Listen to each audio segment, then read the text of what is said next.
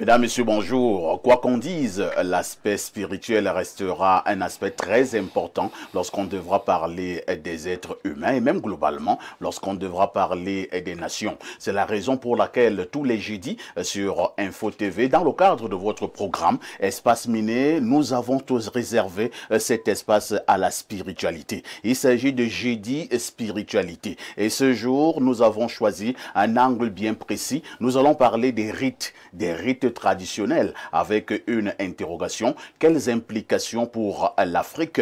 Rites traditionnels, quelles implications pour l'Afrique? C'est la problématique principale dans le cadre justement de vos échanges ce jeudi spiritualité. Mais avant tout cela, on aura déjà accueilli la très étincelante Claudia qui nous amènera comme d'habitude pour une très belle balade informationnelle. On aura également marqué un autre arrêt pour la dénonciation du jour. Cette dénonciation du jour qui restera ce fait de société et qui vous énerve. À notre niveau, nous avons le courage de poser ce fait sur la table, question de proposer quelques esquisses de solutions. Très chers téléspectateurs, pour bénéficier de toutes ces délices, vous avez donc le canal 6, mais également le canal 317 sur Canal Plus International. Vous êtes à pic sur Info TV, c'est votre chaîne de télévision qui monte et qui monte encore 10h, 11h, 52. Qui dit mieux? Révérend Bayon, bonjour. Bonjour, parfait ici. Je suis très heureux de retrouver nos téléspectateurs comme ça sur notre chaîne Info TV. Je salue comme ça tout le panel sur place et tous nos amis qui nous voient de partout, spécialement la diaspora. C'est un joli matin. C'est un joli matin. J'espère que du côté de la technique, on va régler 2 ou 3 choses. On n'a pas eu le visage, le beau visage du révérend Bayon.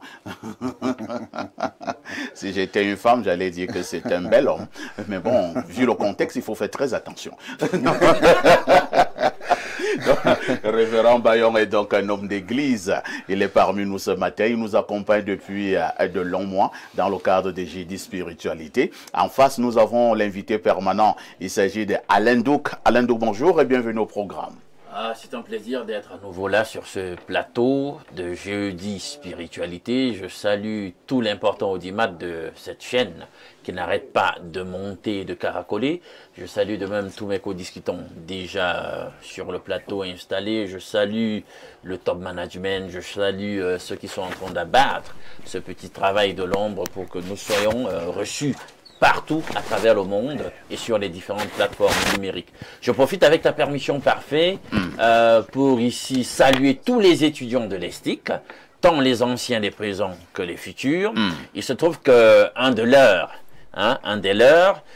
du nom de Charles Njok, fils d'un couple que j'ai salué ici en début de semaine, le couple Régine, ta sœur Régine, ouais. Et le frère de Blériot, Cyril.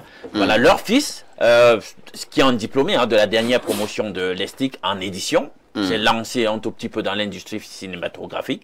Et dès samedi prochain, il fait la première de sa première création, sa première création donc cinématographique, son premier film. Il va le projeter au niveau du Valérie Ndongo Club. Donc du coup, j'invite tous les étudiants de l'ESTIC, ses camarades, puisque c'est d'ailleurs un projet étudiant, il faut le dire, en tout cas, pour ceux qui ont mis la main à l'étrier et ont travaillé sur le projet, c'est des étudiants de l'ESTIC tchadiens, voilà, et puis des Camerounais. Donc, et le réalisateur donc, du projet, c'est donc le jeune Charles Njok, un jeune certainement avec un bel avenir, diplômé de l'ESTIC et qui se lance dans l'industrie cinématographique. J'espère donc que ses camarades de l'ESTIC seront donc nombreux samedi à 16h au Valérie Ndongo Club pour le soutenir. Merci Alain Douk, merci pour ces informations. Nous allons continuer à accueillir ses amis et ses frères et que nous accompagnent tous les jeudis dans le cadre justement de jeudi spiritualité. Docteur Tot, bonjour et bienvenue au programme.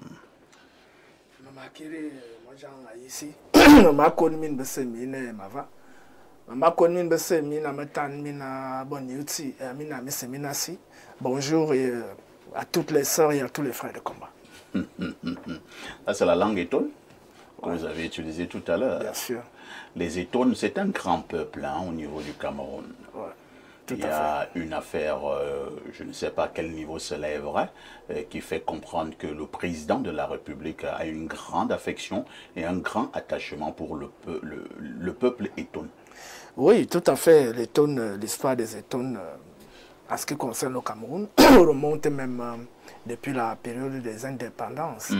Avec André-Marie Mbida. Avant lui-même, il y a déjà Léocène Dafana, qui est le premier docteur en économie en Afrique, et qui a mené la lutte de libération. Donc, derrière le groupe de Oumiobe, qu'on appelait... comment on appelle ce groupe-là? L'UPC. L'UPC. Donc, c'était l'un des compagnons de Oumiobe dans le combat. Et après lui, il y a eu André-Marie Mbida, qui était préposé à être le premier chef de l'État du Cameroun, mais à cause de certaines choses. Bon, de toutes les façons... Certains disent souvent que c'est lui qui a été le premier chef d'État du Cameroun. Oui, c'est d'ailleurs ce qu'on nous enseigne à l'école primaire. Mais quand on analyse les choses en profondeur, on sait très bien... Est-ce que c'est André-Marie Mbida qui a été le premier président du Cameroun, ou bien c'est Amadou Ahidjo? Il était premier ministre. Je sais qu'il a été premier ministre, je parle bien de chef de l'État. Oui. Est-ce qu'il y a un débat? Il était en phase d'être nommé chef de l'État, mais il semble que les conditions de l'élite coloniale ne lui convenaient pas. Il a décliné l'offre. Voilà. Avec l'affaire de Parce Marguerite. qu'il aimait bien Samakrita. Avec l'affaire de Marguerite. Oui, et il était prêt avec les coups de poing. Et Odjoula. Voilà. Il y a eu une affaire entre André-Marie Mbida, Odjoula, et où André-Marie Mbida a invoqué Marguerite. Oui, que si moi je deviens Marguerite, Mamakrita qui est à la maison, qu'est-ce que je fais d'elle? Donc voilà en fait le fond du problème. André-Marie Mbida, c'était un vrai monsieur, hein, un grand Etone. Tout à fait. Il a dit non à Odjoula pour sauver Marguerite.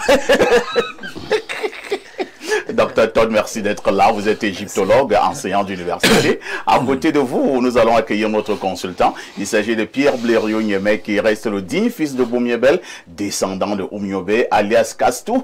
Pierre Blériot, bonjour. Bonjour, parfait, et merci de m'associer à votre panel. Je voudrais m'associer un peu à votre échange sur André-Marie Mbida. Il faut lui rendre hommage.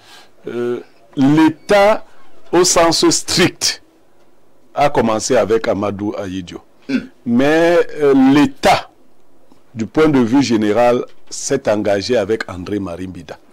Parce que c'est André-Marie Mbida qui a donné à l'État du Cameroun la plupart de ces instruments qui montrent que vous êtes un État. Ces symboles. La plupart de ces symboles. Le sceau de l'État, l'hymne national, l'écu. Alors c'est lui qui a mis sur pied, du point de vue institutionnel, l'État du Cameroun. Il faut qu'on enseigne cela. Non, je ne sais même pas pourquoi on essaye de l'évacuer.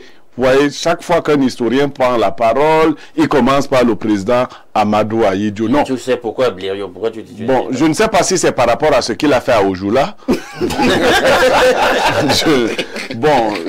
Mais il a bien fait de dire non à Odjoula. Vous félicitez. Non. C'est un grand homme et je crois que nous devons nous sentir tous des André-Marie Mbida dans ce sens-là. C'est-à-dire garder notre dignité et accepter tout ce qui peut arriver. Vous verrez que dans le long terme, des noms qui seront revigorés, qui seront ramenés à la vraie existence, seront des noms comme André-Marie Mbida. S'il y a un panthéon aujourd'hui au Cameroun, le nom d'André-Marie Mbida ne saurait manquer à ce panthéon si on veut lui donner un sens. Tout à fait. Ce nom ne saurait manquer au panthéon. Mais il y a des noms qu'on prononce aujourd'hui à tue-tête qui risqueraient de disparaître. Même oui, c'est-à-dire que même si vous voulez les imposer, ils risqueraient de ne pas entrer. Donc si quelqu'un reconnaît que lui, il a eu des acquaintances bizarres avec Odjoula, nous, on ne va pas accepter que son nom soit dans le panthéon. Il ira au panthéon dans le pays d'Odjoula. Et dans un autre pays, quand on parle de panthéon, il est inscrit aux hommes valeureux, la nation reconnaissante. Je pense que nous devons avoir un panthéon au Cameroun et on devra être strict pour que vous ayez votre nom au niveau de ce panthéon. Vous devez le mériter. Parce qu'il y en a justement... il y a eu un grand débat récemment Parce que l'histoire de ce pays avait été tronquée. On nous a menti. Ce n'est pas parce que tu dis que tu luttais pour les indépendances que forcément on doit mettre ton nom. Il y avait parmi eux des grands voyous. Voilà. D'accord. Lorsque nous l'avons dit, on va repasser la parole à Pierre Blériot-Niémé, que cette fois-ci, pour la sagesse de ce matin. La sagesse de ce matin, permettez, parfait ici, parce que... En attendant donc que tu retrouves la sagesse de ce matin, moi je vais continuer à commenter. Nous étions au niveau de l'histoire, en disant que dans tous les peuples du monde, si nous blaguons avec l'histoire, nous n'allons pas véritablement atteindre nos réels objectifs. Un peuple qui a oublié son histoire est comme cette rivière qui n'a pas justement de poissons. Blériot, tu n'as pas pu retrouver. Je continue donc à parler. Oui, continue. Il faut justement comprendre que le jeudi devient de plus en plus une plateforme très prisée. Il ne faut pas qu'il y ait de vide à l'antenne. Il ne faut pas qu'il y ait de vide à l'antenne. On va voir les gens comme ça, personne ne dit rien. On va croire qu'il y a un problème. Il n'y a aucun problème.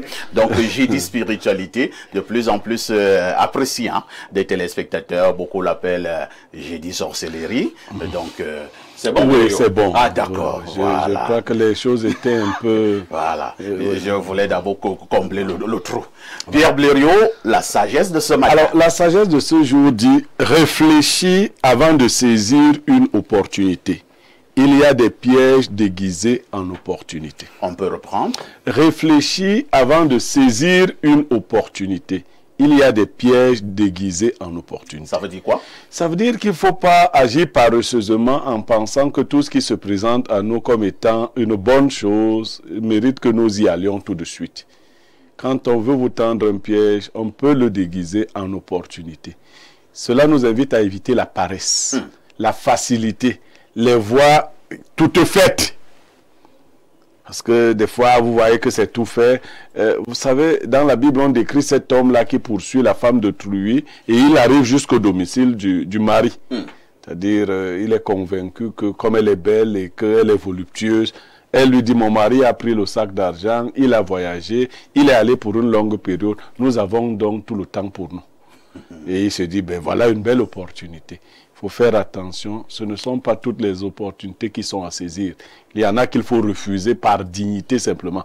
Et André Marimbida, pour revenir à lui, a refusé cette opportunité que lui présentait Ojula, parce qu'elle était pleine de pièges. Merci Pierre Blériot pour ces éternelles sagesses matinales. Dites-le aux autres que ça a déjà commencé 10h, 11h52 sur Info TV.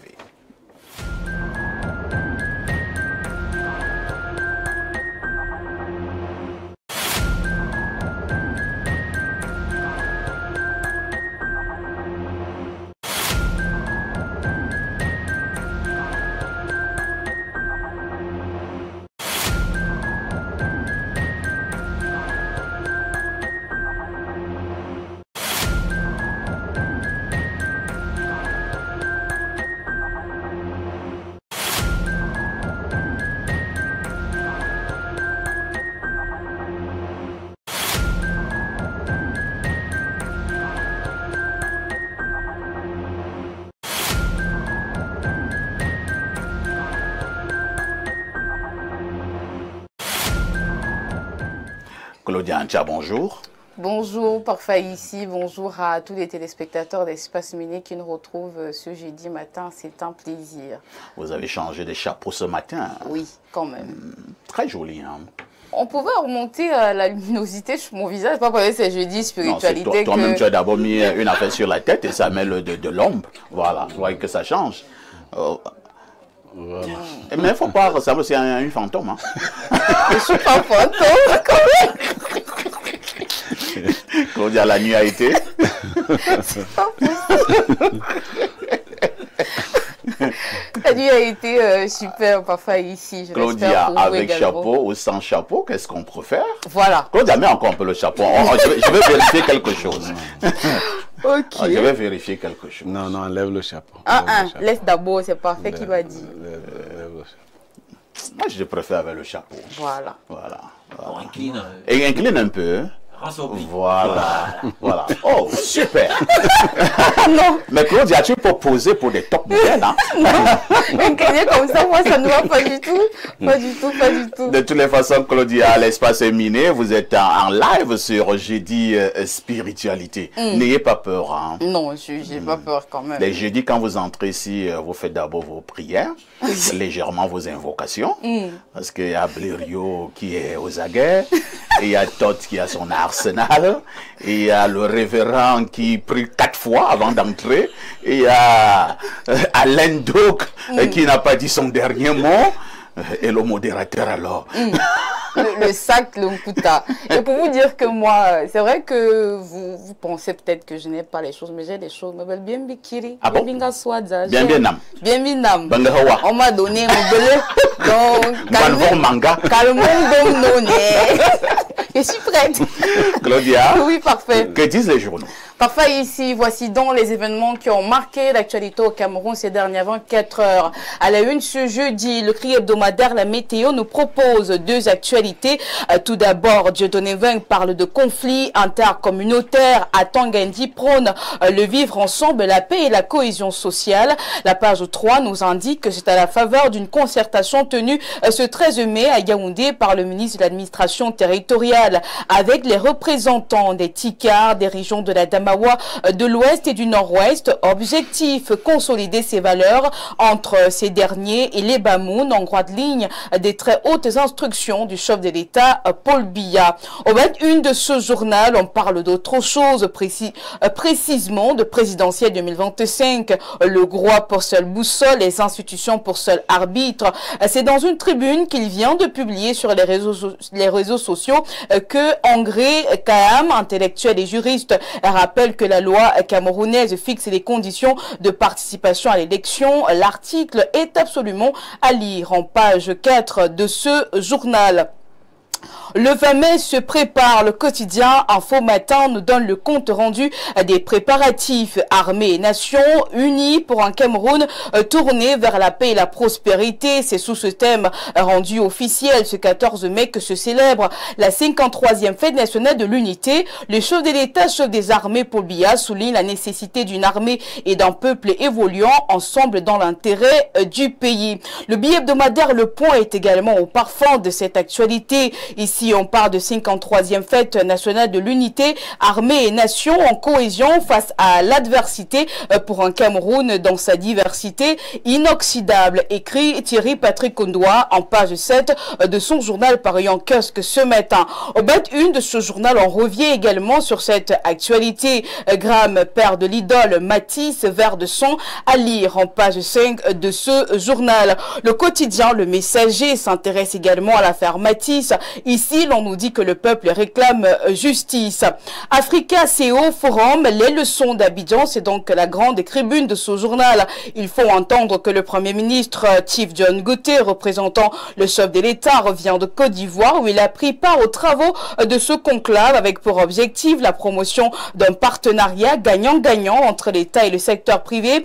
Bilan d'un séjour marathon à découvrir dans ce journal, précisément en page 3. Joseph John Goté est également à la une du quotidien Mutation, le journal de Georges-Alain Bouyomo. Il écrit ce matin en Cap Affaires. En qualité de représentant de chef de l'État à l'Africa CO Forum à Abidjan, le Premier ministre a réchauffé la relation économique entre le Cameroun et la Côte d'Ivoire et examiné avec ses pairs la promotion des partenaires publics et privés. Lire la page 7 pour en savoir davantage.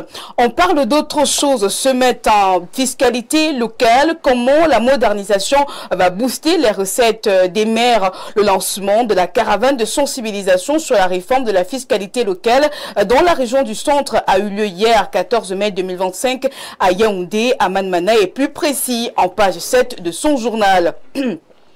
Croisade contre les discours de haine, les groupes sont parés, c'est ce que nous dit Marie-Claire Nana ce matin. Le quotidien à Capitaux Public Cameroun Tribune revient sur la Commission nationale pour la promotion du bilinguisme et du multiculturalisme et une quinzaine d'organisations de la société civile qui ont signé une coalition hier pour combattre ensemble ces fléaux rampants pendant la période électorale. À 5 jours de la fête de l'unité, cette mise en commun des énergies synergie en faveur du vivre ensemble affiche bien toute sa pertinence. La page 3 nous renseigne davantage sur cette actualité.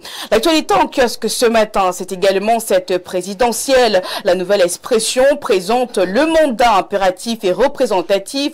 Le professeur Jean-Calvin Abaoyono démonte la polémique juridique visant Maurice Kamto.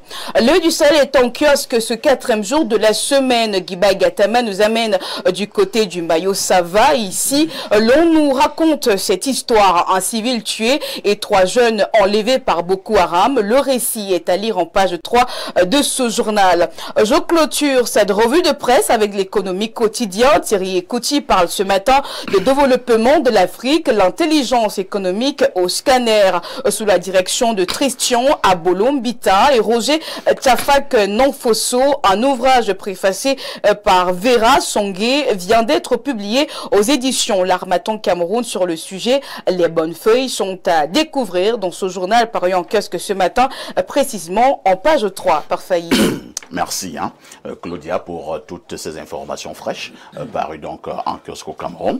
Claudia, oui, parfait. Il ne me reste qu'à te souhaiter une excellente journée de jeudi, jeudi des filles. Bonne journée à vous également, parfois ici et surtout bonne suite d'émission. N'oublie jamais le conseil, Claudia. Petite Claudia à tous qui brille n'est pas or, ma petite reste très très prudente. Merci Claudia. Nous profitons également de cet instant pour souhaiter un joyeux anniversaire à un petit garçon. Et il a 3 ans aujourd'hui. Aujourd'hui donc c'est son jour. On lui souhaite un joyeux anniversaire. Ce 15 mai, c'est l'anniversaire du petit Eyenga Aïssi, Marcel Kamael Raguel. Donc c'est l'office du modérateur. Donc joyeux anniversaire donc à Eyenga Aïssi, Marcel Kamael Raguel. Vous avez... ouais. Ça ne veut pas dire qu'il ne peut plus être faroté. Non. Donc, c'était beaucoup là. Joyeux anniversaire donc au petit garçon. On dira également bonjour ce matin à sa grand-mère qui prend très bien soin du petit garçon, Eyenga Aïssi, Marcel Kamael Ragoel. Le partage du gâteau, sans oublier le partage du Namouane, aura lieu ce soir, cet après-midi, à partir des 17h, du côté justement de la nouvelle route en Kouaban. Donc à ce petit, nous souhaitons simplement que le Dieu Tout-Puissant qui a voulu qu'il vienne au monde lui donne également toute cette bénédiction et lui accorde toutes ses grâces. Joyeux anniversaire, Marcel Kamael Ragoel. Cela étant dit, on va repasser la parole à Pierre Blériot-Niemek, cette fois-ci, pour la dénonciation de ce matin. Parfait. Ici, la dénonciation de ce matin est gravissime. Oh là là. Oui, elle est gravissime.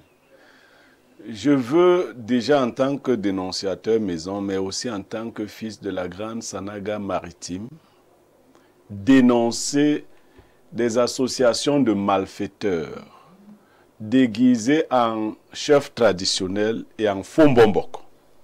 Je dis bien des associations de malfaiteurs déguisés en faux chefs traditionnels et en Fombombok, qui écument les bureaux des personnalités de la République, prétextant leur donner des pouvoirs traditionnels. Ils font de certains des Bombok, d'autres des chefs dans la grande Sanaga maritime. Je dis que c'est des bandits. C'est des bandits. Ils sont des bandits parce que déjà le pouvoir traditionnel chez les Bassa n'est pas détenu par les chefs traditionnels. Il ne faut pas mélanger les choses.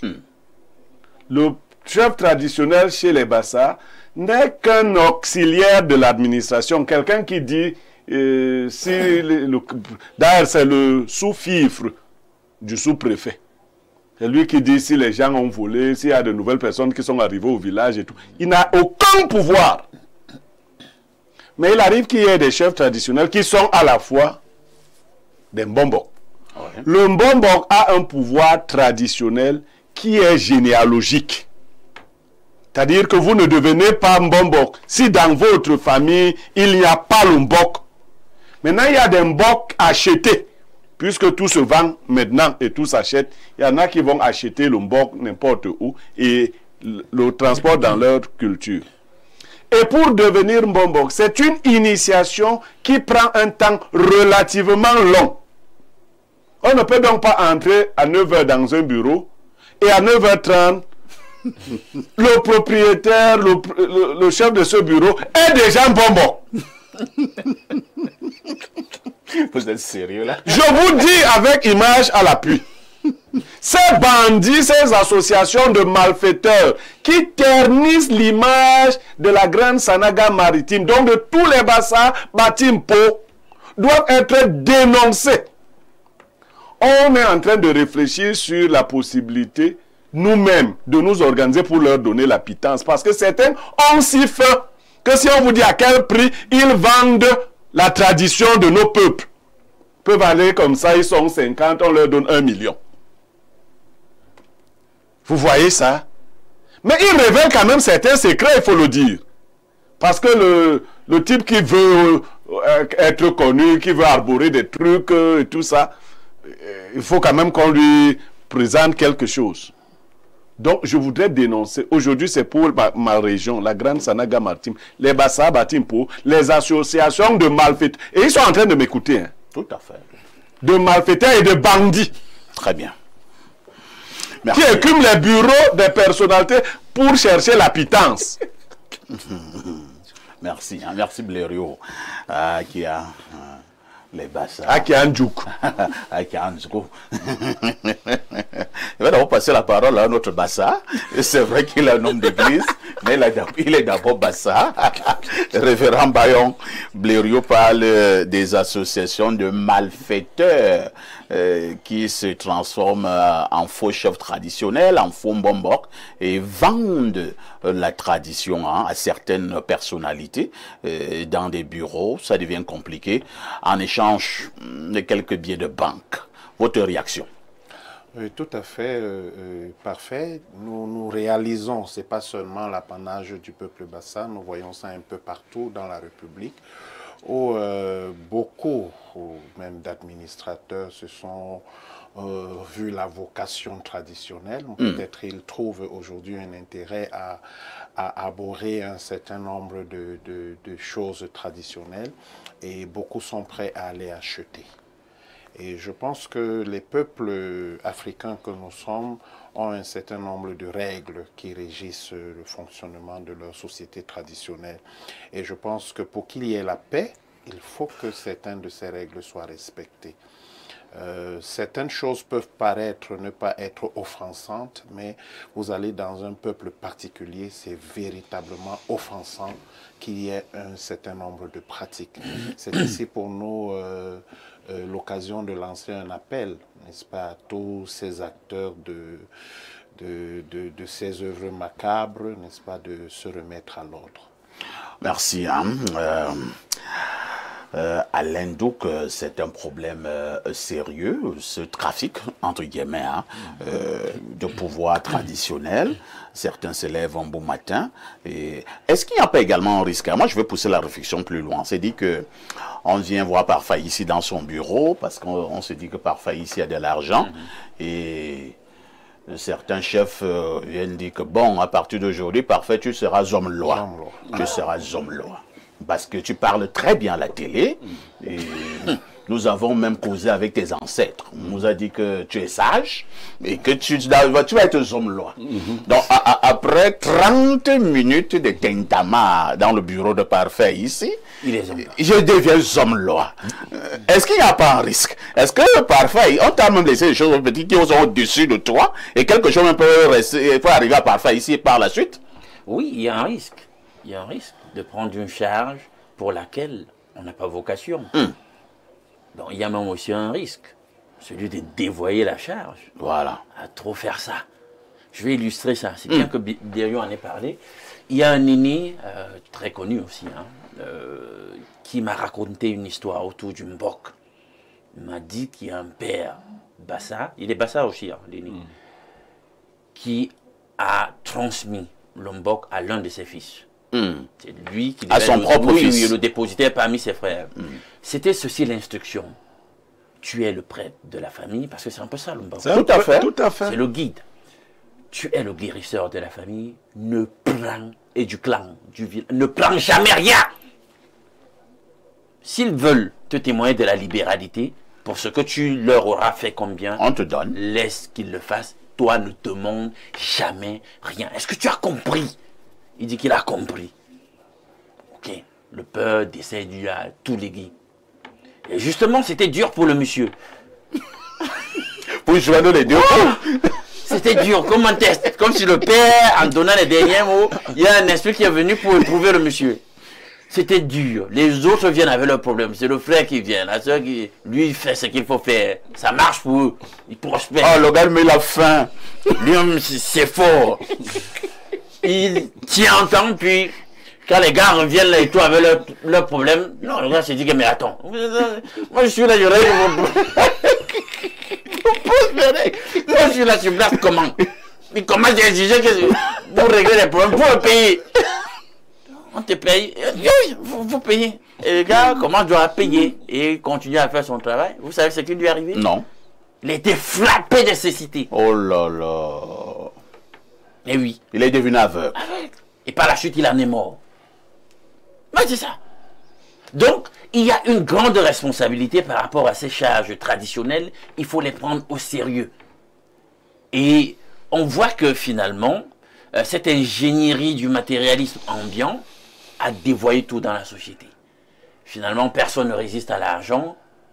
Et vous savez, les charges en question, les autorités en question ne sont pas que des autorités traditionnelles, c'est des autorités morales aussi. Et on doit regarder à eux et trouver une source d'inspiration à comment se tenir en société. Ils doivent être une communication sur les valeurs. Et si c'est déjà donc les autorités en question, morales et traditionnelles, qui commencent à dévoyer les valeurs, qui commencent à se prostituer de la sorte, qui se comportent en mari couche-toi là de la conscience, dès qu'on lance quelques miettes de pain, par-ci, il court là, il tombe, etc., il brade, il procède à la grande braderie, c'est lamentable. Vous voyez donc pourquoi le Cameroun va mal, c'est-à-dire que sur tous les plans, on est en train de détricoter le corpus des valeurs, c'est en fait. Merci Alain. Donc, docteur Tot, j'insiste, problème important. Hein? Le révérend Bayon disait que ce n'est pas seulement chez les Bassa. C'est vrai que Blériot a pris le pan. D'abord circonscrit dans la Sanaga maritime. La grande Sanaga maritime. Mais nous voyons également ailleurs. Hein?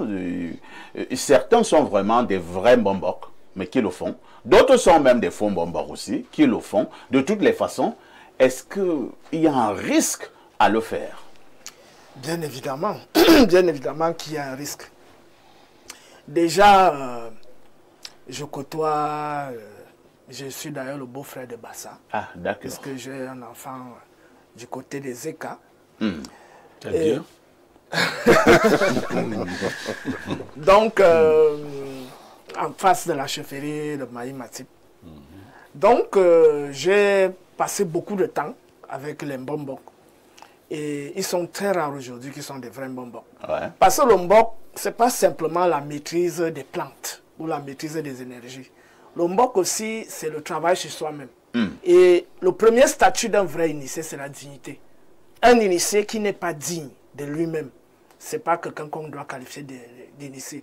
L'initié doit aller jusqu'au point où, si on lui demande de trahir son peuple, pas seulement ses enfants, de trahir son peuple au nom de l'argent ou des postes ou des nominations, il préfère mourir à la place de son peuple. C'est ça un vrai initié. Et un vrai initié, c'est aussi celui qui prépare sa vie.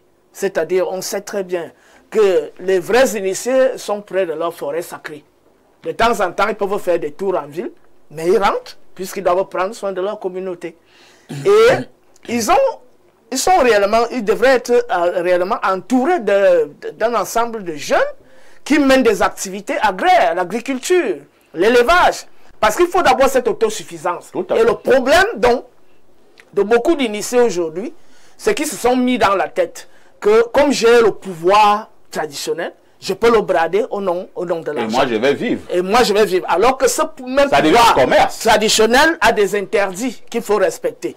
Donc, un vrai initié, c'est non seulement celui qui doit cultiver l'esprit de dignité, de maîtrise de soi, c'est aussi celui qui doit cultiver l'état d'autonomie en ce qui concerne l'alimentation, les soins des enfants, la scolarisation des enfants, etc., etc.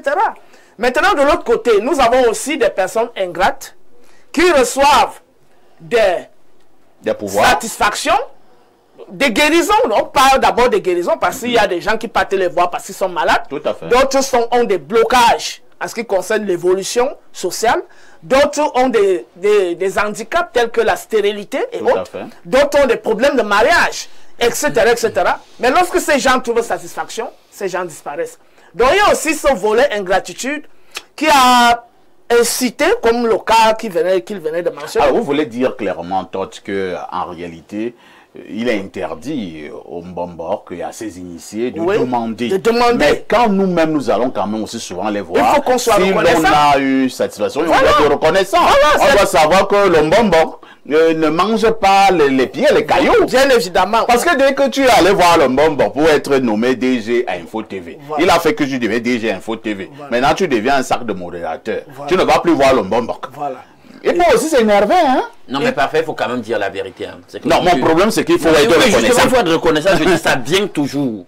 Ça vient toujours par la suite, quand vous êtes sérieux. Donc, comme je voulais donc achever par là en disant que il y a les premiers pas que j'ai énumérés, la sérénité, le respect, la dignité, et puis l'autonomie. Maintenant, de l'autre côté, on a aussi besoin de la reconnaissance. Parce que quelqu'un qui t'a porté un coup, il y a des gens que moi j'ai formés, que j'ai enseignés, qui se sont retournés contre moi après. C'est-à-dire que à un certain moment, ces gens se sont retrouvés en train de me calomnier. Tout simplement pourquoi? Parce que on a commencé des travaux théoriques. Et quand il fallait maintenant aller sur le terrain, moi-même j'étais encore à l'école initiatique, comme je suis encore à l'école initiatique aujourd'hui. On est arrivé chez un aîné qui est notre supérieur, qui nous forme. Je les amène à la formation.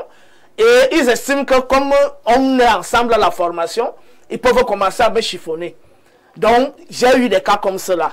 Donc, des personnes vraiment d'une ingratitude à nul autre pareil. Donc, il faut aussi condamner cette ingratitude-là. En même temps, il faut aussi condamner ce qu'on appelle les imposteurs.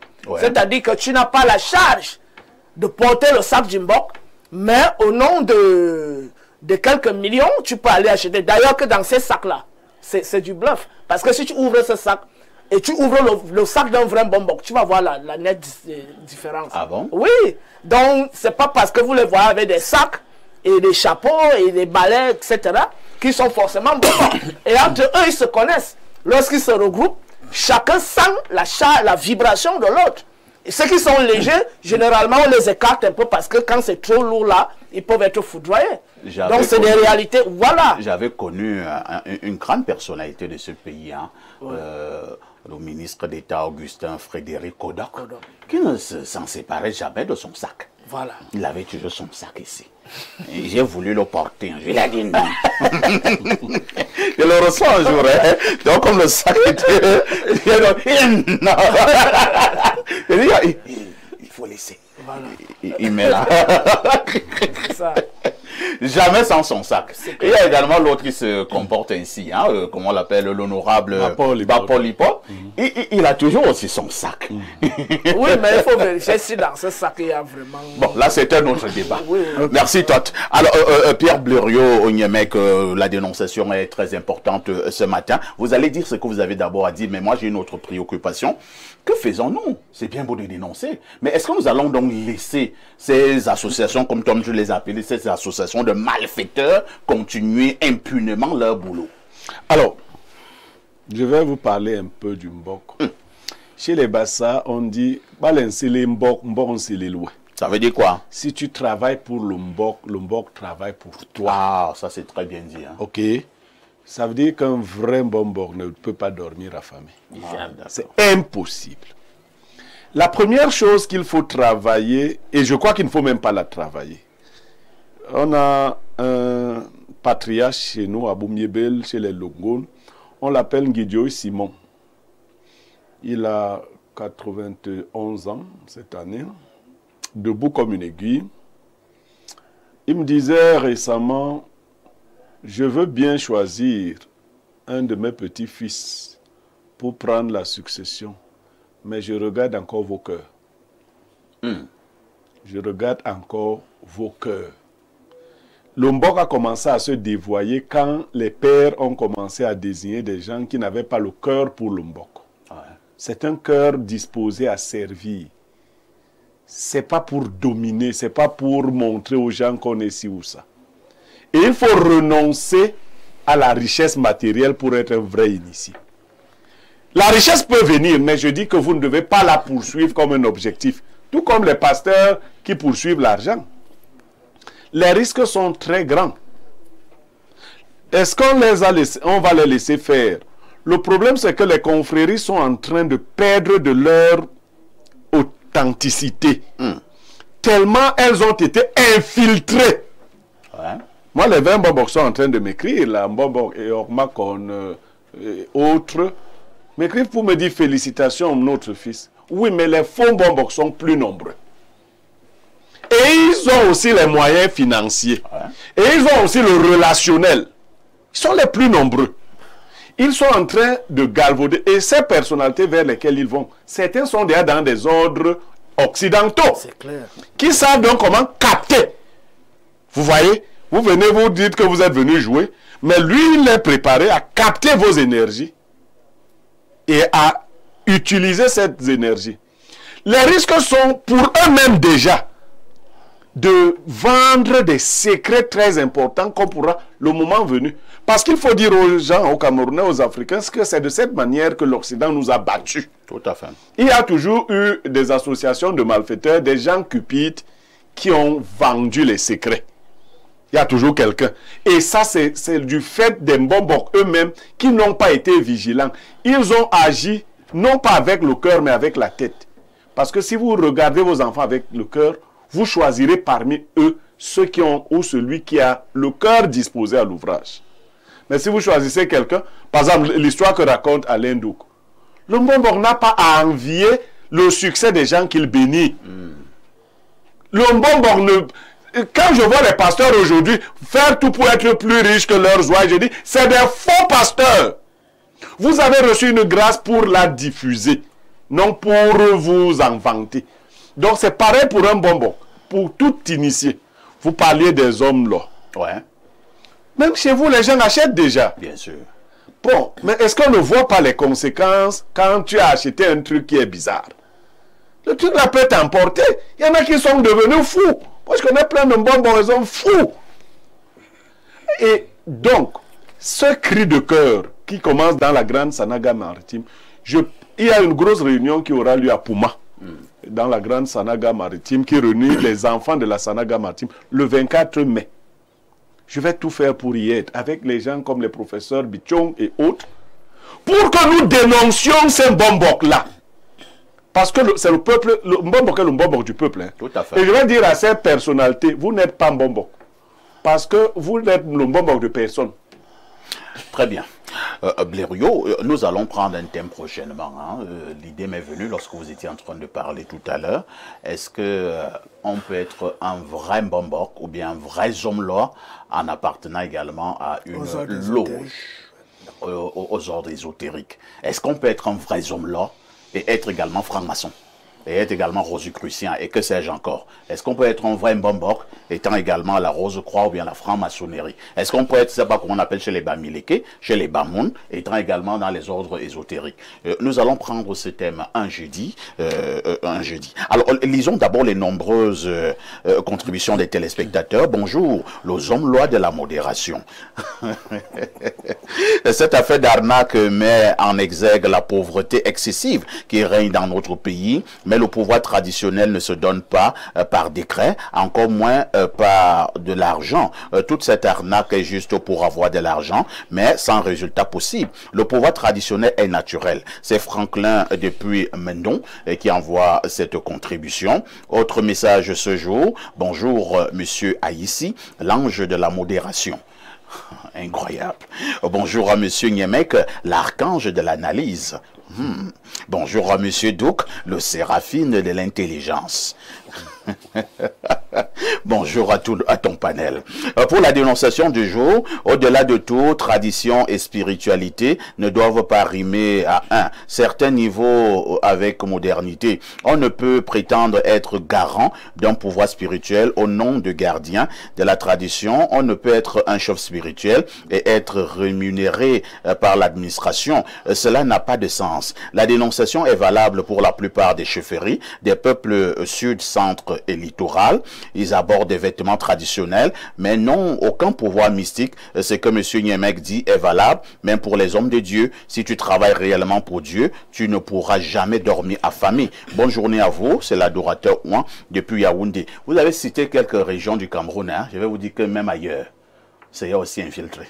Oui, bien infiltré, même ailleurs. Bien infiltré, hein. Le nord-ouest, l'ouest, même le nord sont en train d'être fortement infiltrés.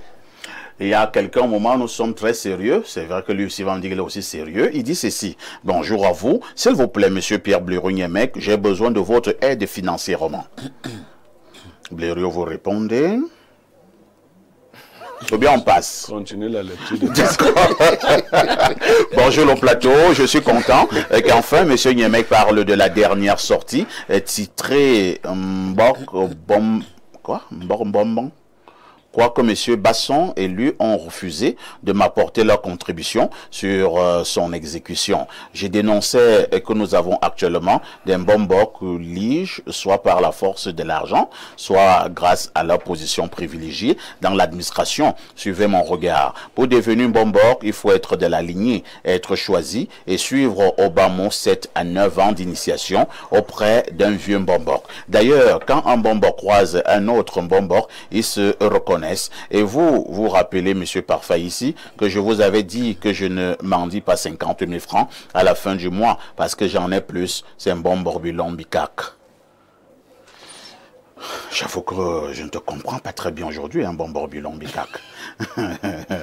Alors, autre message. Bonjour Parfait, ici, la tradition devrait par elle-même régler cette affaire. Si tu es un bombor par usurpation, tu devrais subir le châtiment de ta témérité. La Bible dit dans Matthieu 13:30, laissez pousser les deux ensemble jusqu'à la moisson. Je ne sais pas ce que dit la tradition à propos. Moi non plus. Autre message ce jour, nous tombons sur celui-ci. Alors, que dit le téléspectateur? Bonjour, au grand boss, c'est le pasteur Hervé. Je ne sais pas qui est le pasteur Hervé, mais tu as fait ta pub, tant mieux. On prend un autre message là. Bonjour, monsieur Aïssi. Très beau panel. S'il vous plaît, j'aimerais bien avoir le numéro de monsieur Niemek pour une dénonciation. Un fidèle téléspectateur depuis la ville de Soie. Blériot dit toujours d'aller à sa page, hein, Pierre Blériot-Niemek officiel, sur Facebook, et vous pouvez discuter avec lui. Autre message que dit ce téléspectateur, c'est le message d'une grande amie à Blériot qui vit, je pense, du côté des États-Unis, une certaine Alice. Alice et Saka, voilà, voilà ce qu'elle dit. Bonjour notre sac de modérateur, comment tu vas? Je vais bien. Il y a un petit paleux qui va me déranger depuis 2 jours, mais je résiste. Il est 5 heures quelque chose là-bas. Alice se lève pour nous regarder en direct. Ouais. Merci beaucoup pour le travail et la bonne humeur que vous nous donnez tous les jours. Il faut continuer. Merci encore. Bonne émission et bonne journée. Je serai là tout à l'heure, malgré le décalage horaire. Vous serez là où? À l'émission. Ah, il a envoyé ce message avant, hein? Je viens de le constater. Il a envoyé ce message à 9h26 heure du Cameroun. Je viens de le constater. Alors, nous prenons un autre message là rapidement. Alors, que dit celui-ci? Perfecto. La honte, le ridicule, le déshonneur a décrédibilisé nos valeurs fondamentales ancestrales au profit des valeurs financières. On y met du prix. Malheureusement, étant de la Sanaga maritime, j'en ai vécu où un imposteur dans le rôle de Mbombok s'est vu fragilisé physiquement et moralement en pleine cérémonie publique par un plus jeune que lui, initié dans la case traditionnelle sacrée. Et c'est signé Massok Thomas. C'est vrai que... Ah, Massok Thomas. Ah, bonjour Massok Thomas. J'ai également vu hein, chez moi là-bas, à côté, en Keng-le-Coq, il y a un Mbombok là-bas. Bon, il y avait un Mbombok. Je ne sais pas ce qui s'est passé, c'était un samedi. Il a eu une altercation avec un simple villageois. Et le villageois a pris le chapeau du Mbombo. Il a tapé au sol. Mais j'étais là. Moi-même, j'étais scandalisé. Parce que les Mbombo ont quand même beaucoup de respect. Ils sont comme les hommes là. Prendre le chapeau du Mbombo et taper au sol. On a commencé à séparer les tous et tout. Mais Blériot, 2 semaines après, le Mbombo est mort. Oui. C'était un faux Mbombo. C'était un faux Mbombo. Et il était dans les fausses choses. 2 semaines après le Mbombo. Oui, le villageois lui a dit que ce que tu es venu faire, en lui faisant ça, il le décoiffait totalement. Oui. Il disait que comme je t'ai tapé dans la nuit, je te tape aussi en journée. C'est le message qui lui passait. Tu n'es rien. Vous êtes en direct sur Info TV. C'est Jeudi Spiritualité. À tout de suite pour la suite.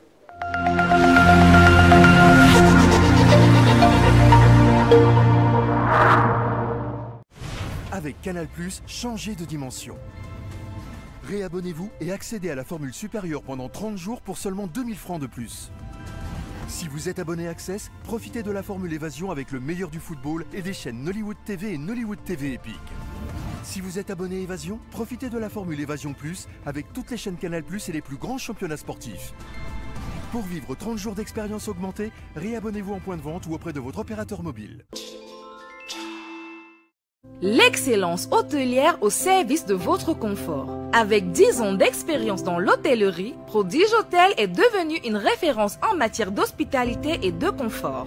Depuis 4 ans consécutifs, le ministère du Tourisme et des Loisirs l'a élu meilleur hôtel de son département et dans sa catégorie, une distinction qui témoigne de sa passion pour l'hospitalité, de son service exceptionnel et de l'expérience inoubliable qu'il offre à ses invités. Situé à Kolafamba sur la route de Yaoundé-Mfou, à 10 mètres du collège Père-Monti, Prodige Hôtel vous propose 60 chambres luxueuses alliant confort et raffinement équipées pour garantir un séjour agréable.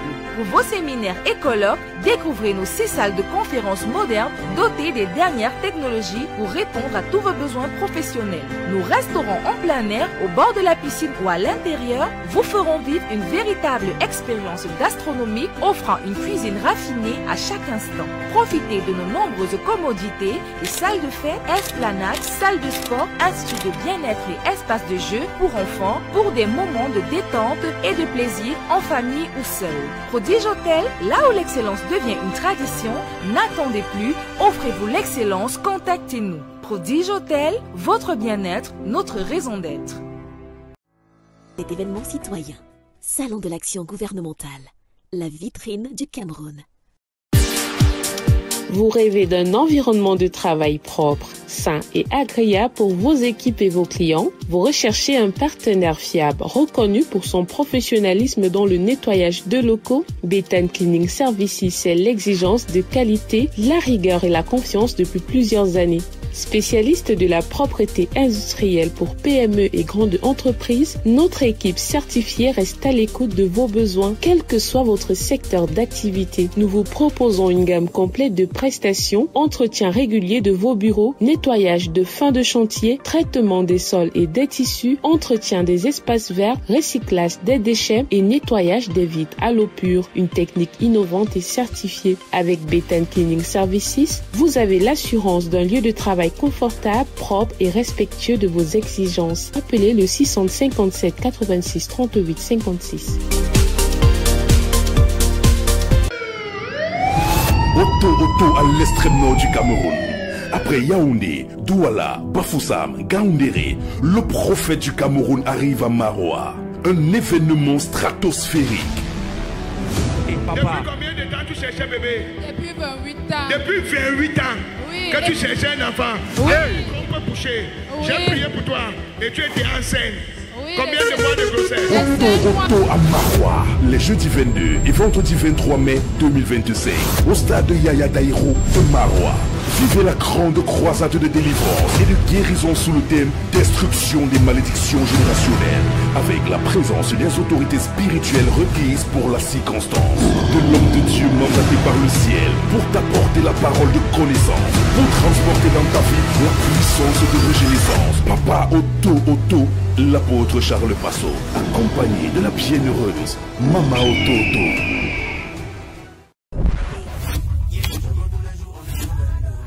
Comme moi, Paris Sibeth Momo.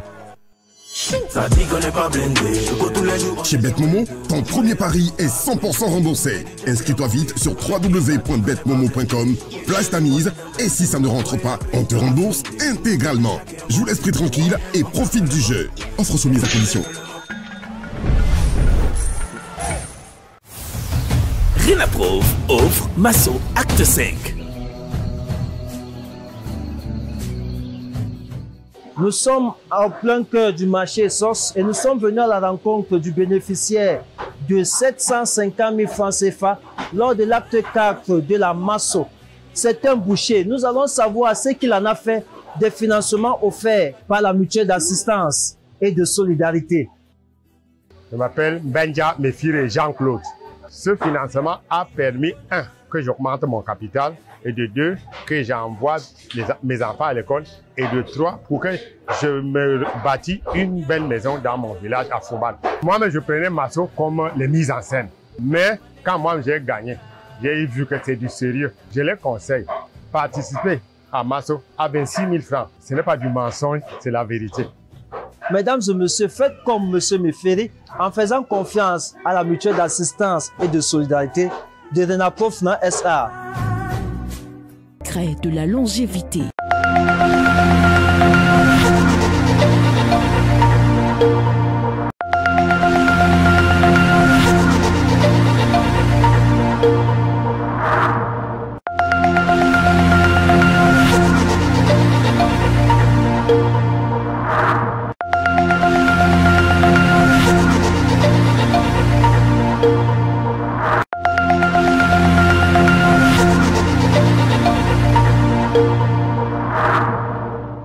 Sur ce plateau d'Espace Miné et nous accueillons notre ami et partenaire, Dr Focho. Dr Focho, bonjour. Bonjour, parfait. Lorsque nous accueillons, c'est pour parler des problèmes ayant trait à l'infertilité chez les hommes notamment. Ce matin, l'aspect... Une goutte ne reste dans la femme, ça coule, ça ressort. Donc, vous voulez nous dire qu'un bon sperme doit être à peu près comme la bouillie? Oui, oui, disons. À peu près comme la bouillie. Donc, un peu épais. Un peu épais, oui. Mais si c'est à l'eau, c'est pas bon. Ce n'est pas bon. La couleur également. C'est vrai, un bon sperme doit tendre vers le blanc. Il est bien vrai que certains paramètres peuvent altérer, modifier la couleur du sperme sans que cela ne soit un problème, comme une certaine alimentation, la prise de certains médicaments, la fréquence même des rapports et même l'abstinence peut faire oxyder le sperme et lui donner une apparence jaune sans que cela ne soit un problème. Mais si déjà le sperme est transparent et si c'est accompagné du sang, alors c'est une alerte qui doit vraiment motiver l'homme à aller très vite à l'hôpital, faire des examens. Et si à l'issue des examens, on se rend compte qu'il y a effectivement un problème, nos femmes, on a développé le T-Happy-Dad qui va contribuer à sa prise en charge afin qu'il ait un bon sperme riche en spermatozoïdes capable de féconder. Docteur Focho, pour rester sur ce même sujet, il y a également un autre aspect des choses. Hein. Un homme qui a eu un enfant lors de sa précédente relation, est-ce qu'il doit encore aller à l'hôpital si jamais, lors d'une autre relation, il y a un enfant qui tarde à venir, puisque lui, il a déjà eu un enfant, ça suppose qu'il n'a pas un problème? Il faut savoir que avoir un enfant n'est pas une immunité à l'infertilité. L'infertilité, c'est une maladie comme toute autre. On peut être en santé le matin et se retrouver à être hospitalisé le soir. Ce sont des choses qui arrivent. Il y a des personnes qui étaient bien portantes hier soir qui ont eu un AVC le matin. Tout à fait. Donc, un homme peut faire un enfant, 2 enfants, 3 enfants et même les jumeaux dans une précédente relation. Mais plus tard, il n'arrive plus à faire des enfants pour au moins deux raisons. La première raison, c'est qu'il n'avait pas de maladie avant. Oui. Mais plus tard, une infection, un problème hormonal, diabète et autres, cela a occasionné un problème.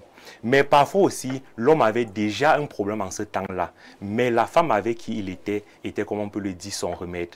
Parce qu'il arrive qu'un homme peut avoir un nombre de spermatozoïdes bas, les spermatozoïdes qui ne se déplacent pas bien dans l'oligoasténospermie, mais la qualité de la glaire cervicale de la femme permet un peu de corriger, de compenser le problème.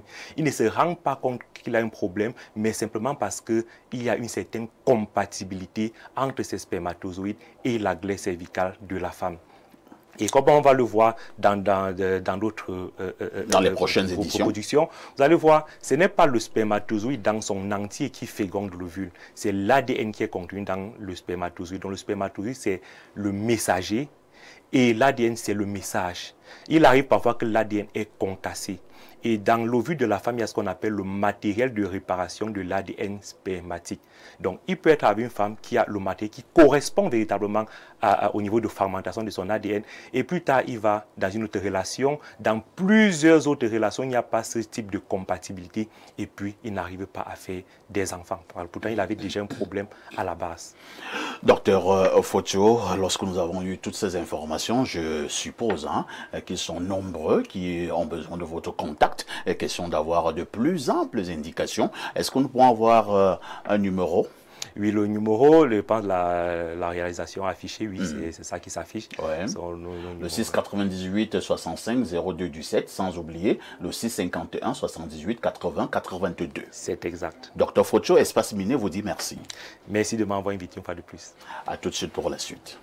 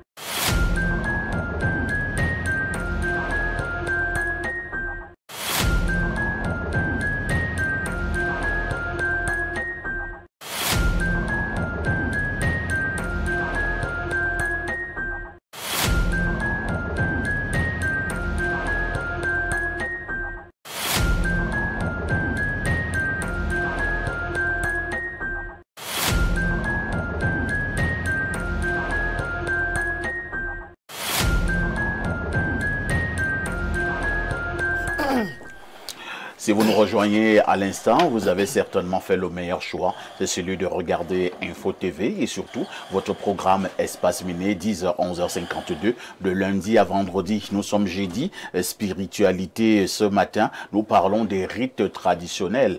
Quelles implications pour l'Afrique? Je passe d'abord la parole à Alain Douk. J'aime lorsque Alain Douk nous donne souvent d'abord l'étymologie. Il nous amène chez les Latins, il nous amène chez les Grecs, ainsi de suite. Donc Alain Douk, je pense que le mot essentiel ici, c'est rite. Il faut que nous définissions ce que nous entendons d'abord par rite. Voilà. C'est quoi un rite? Bon, le mot, le substantif en question, nominal, rite, vient de ritus. Voilà. Du latin. Ça vient des ritus du latin. Bon, c'est un corpus de cérémonial, cérémonies, d'usages qui ont cours dans une religion ou alors dans une société bien spécifique. Donc c'est ça qu'on parle de rite. Voilà. Très bien. Avec des fins assignées justement au rite en question, parce que le rite vise un résultat. Voilà pourquoi nous parlons là d'implication. Oui. Voilà. Et là, vous gardez le microphone. Oui. Nous allons donc progressivement dans le cœur du problème. Rites traditionnels, nous comprenons que ce sont les rites qui ont trait à la tradition. Et nous sommes là en Afrique. Quelles implications? Entre-temps, quand même, Alain Douk, beaucoup pensent qu'il y a des bons rites et des mauvais rites. Je vous repasse la parole. Oui. Tu poses la problématique de notre culture parce que, faut le dire, les rites sont des parties intégrales de chacune de nos cultures. Quand on parle des traditions, c'est un élément de la culture d'un peuple. Alors, c'est des éléments qui concourent à la création d'une cohésion sociale, d'une transmission atavique dans certains types d'héritage. C'est important, mais est-ce que tout dans notre culture est forcément bon? Et c'est là où je dis non. Et certainement, l'égyptologue va faire des envolées, peut-être tout à l'heure, pour tout blanchir, mais je vais vous prendre des illustrations. Comment tu le soupçonnes? Non, je connais Todd, Et il va venir nous dire que... Pour l'instant, Todd n'a encore rien dit. Todd n'a pas encore fait sa prise de parole, mais je vais vous illustrer cela. Parce que, vraiment, nous l'avons eu, par exemple, dans le cas d'Mbombo tout à l'heure. Ouais. Il y a des aspects positifs. il y a des aspects véritablement dont on peut se saisir dans notre culture pour faire du bien tant individuellement, tant aux individus qu'à la collectivité. Mais alors, il y a aussi des dérives, je dis graves, j'exprime ça. Alors, on a par exemple un peuple tel que celui de Mandela en Afrique du Sud. Ils ont un rite initiatique là-bas qui permet de passer pour les hommes de l'âge pubère à l'âge adulte. Donc là-bas, il y a sur les hauteurs là-bas donc de la zone en question, on regroupe un certain nombre de jeunes hommes, etc. Ils sont donc avec les maîtres de l'initiation, etc. On les dénude, on met de l'argile sur leur corps, il y a un certain nombre de choses qu'on fait. Et on dit que les rites en question, on ne communique pas dessus de la part des initiés ou même de ceux qui sont les initiateurs. Alors, il s'est passé quelque chose de grave. Entre 2012 et 2017, on a enregistré 500 morts sur 5 ans. Ça fait une moyenne de 100 morts chaque année jusqu'en 2017. Alors, qu'est-ce qui s'est passé? Et meurt pendant l'initiation? Oui, pendant l'initiation. C'est des conditions difficiles. C'est une ascèse pas possible qui se passe là-bas. On les circoncis, parce que c'est un des aspects du rite initiatique en question, dans des conditions hygiéniques lamentables. Les gens attrapent des infections, les pénis sont déformés, il faut par la suite des chirurgies de reconstruction, etc. Et on ne sait même pas si par la suite ils pourront bander correctement après les chirurgies en question. C'était tellement grave. Et là-bas, vous savez, les autorités traditionnelles là-bas ont tellement de pouvoir qu'ils sont capables même de dire au gouvernement, ne vous mêlez pas de nos affaires. Nous allons dire, nous ne savons pas si à la fin ils peuvent encore être des vrais hommes. Non, justement, c'est sûr, au niveau de la tenue au langage. Les implications, les conséquences. Alors, qu'est-ce qui se passe? À un moment, il y a un certain gouvernement au travers du ministre de la Santé qui a dit non, à 500 morts comme ça, c'est dangereux là. C'est trop grave. Hein? On ne peut pas continuer dans cette lancée, s'il vous plaît. Cerise sur le gâteau, il y a même des fuites qui ont parlé de relations homosexuelles dans les centres initiatiques entre les maîtres qui initient et les apprenants, les candidats donc à l'initiation. Ça c'est donc, je ferme ça. Au Malawi, nous avons un autre cas. Là-bas, les jeunes filles, elles aussi ont une coutume initiatique pour passer de l'âge pubère, de l'adolescence à l'âge adulte. Alors, comment ça se fait? Ça se fait au travers de la sexualisation. C'est-à-dire qu'il y a quelqu'un qu'on appelle, s'il faut transcrire en notre langue source, je vais dire cible le français, on appelle l'hyène, la hyène, hein, dont le maître en question qui procède à l'initiation des jeunes filles. Donc il va toutes les coucher après leur première menstruation. Environ combien? Mais ça dépend des candidates au niveau du village. Si elles sont 100, il va toutes les coucher. Mais lui, il a quelle énergie? Il a quelle énergie? Ils le font si bien. Il n'y a pas de problème à ce niveau. La preuve, c'est que la coutume perdue jusqu'à aujourd'hui. Il fait ça si bien. Et il n'y a pas que les femmes pubertes, hein. Il y a les femmes aussi, parce qu'on l'appelle le purificateur, le nettoyeur. Donc on dit que c'est un rite de purification qu'elle fait ça. Donc il te couche avant ton mari, même le privilège même de la virginité, c'est lui il te purifie, oui. Il te prépare spirituellement à entrer à être femme. Alors, il n'y a pas que les femmes pubertes, il y a de même les femmes qui viennent de perdre leur mari. Ils doivent aussi vous purifier. La hyène doit vous purifier. Il n'y a pas qu'elle, il y a de même aussi les femmes qui ont été victimes d'un avortement ou qui ont délibérément procédé à un avortement. La hyène aussi doit vous travailler, doit vous traiter. Et vous comprenez où j'en viens. Merci beaucoup. Hein. Donc, il n'y a pas que des choses positives dans notre culture. On va passer justement la parole au docteur Toth. Docteur Toth, lorsque nous parlons des rites traditionnels, c'est un sujet qui a souvent fait couler beaucoup d'encre et de salive. Pour le cas justement de l'Afrique, quelles peuvent être les multiples implications de nos rites? Premièrement, avant d'aborder cette question, j'aimerais apporter certaines clarifications sur ce qui a été dit. Je suis d'accord, il y a des mauvais rites dans la tradition africaine. Et ces mauvais rites, je vais aussi les énumérer, mais je commence aussi à énumérer les mauvais rites chez les autres là. Voilà. Dans la Bible, il y a le rite de Jésus avec son disciple Jean, qui se couchait sur sa poitrine. Il y a le rite. Je ne comprends pas bien. Le rite de Jésus et son disciple Jean qui dormait sur la poitrine de Jésus. Jean dormait sur la poitrine de Jésus. Oui, bien évidemment. Il y a le rite. Quoi? Je ne sais pas ce qu'il fallait faire. Vous voulez insinuer quoi? Je continue, toujours dans la même lancée. Il y a le rite. Mais elle a dit ça la dernière fois. Il y a le rite de Jonathan et David. Parce que David aimait Jonathan même plus que les femmes. Donc, il y a le rite. Une autre insinuation. Bien évidemment. Il y a le rite de la descente du Saint-Esprit sur les 12 disciples. Il y a une interprétation symbolique pour comprendre le vrai rite. On appelle ça l'épée de feu. Bon, il y a aussi le rite de 2 arbres. L'arbre de la connaissance du bien et du mal et l'arbre de vie, que les kabbalistes appellent l'arbre de Séphiroth. Et cet arbre a à la base 3 voiles. Et le premier voile, quand on découvre le premier voile qui est à la base de la colonne vertébrale, ce premier voile te permet de découvrir l'arbre kabbalistique. Donc, cela nous ramène immédiatement dans leur livre de splendeur qu'ils appellent le Zohar. Parce que les Hébreux, là, les judaïstes, ils ont leur livre qu'on appelle le Sefer HaZohar. Dans ce livre, au chapitre 36, on parle de l'aventure d'un roi qui descend dans le temple pour venir visiter sa biche.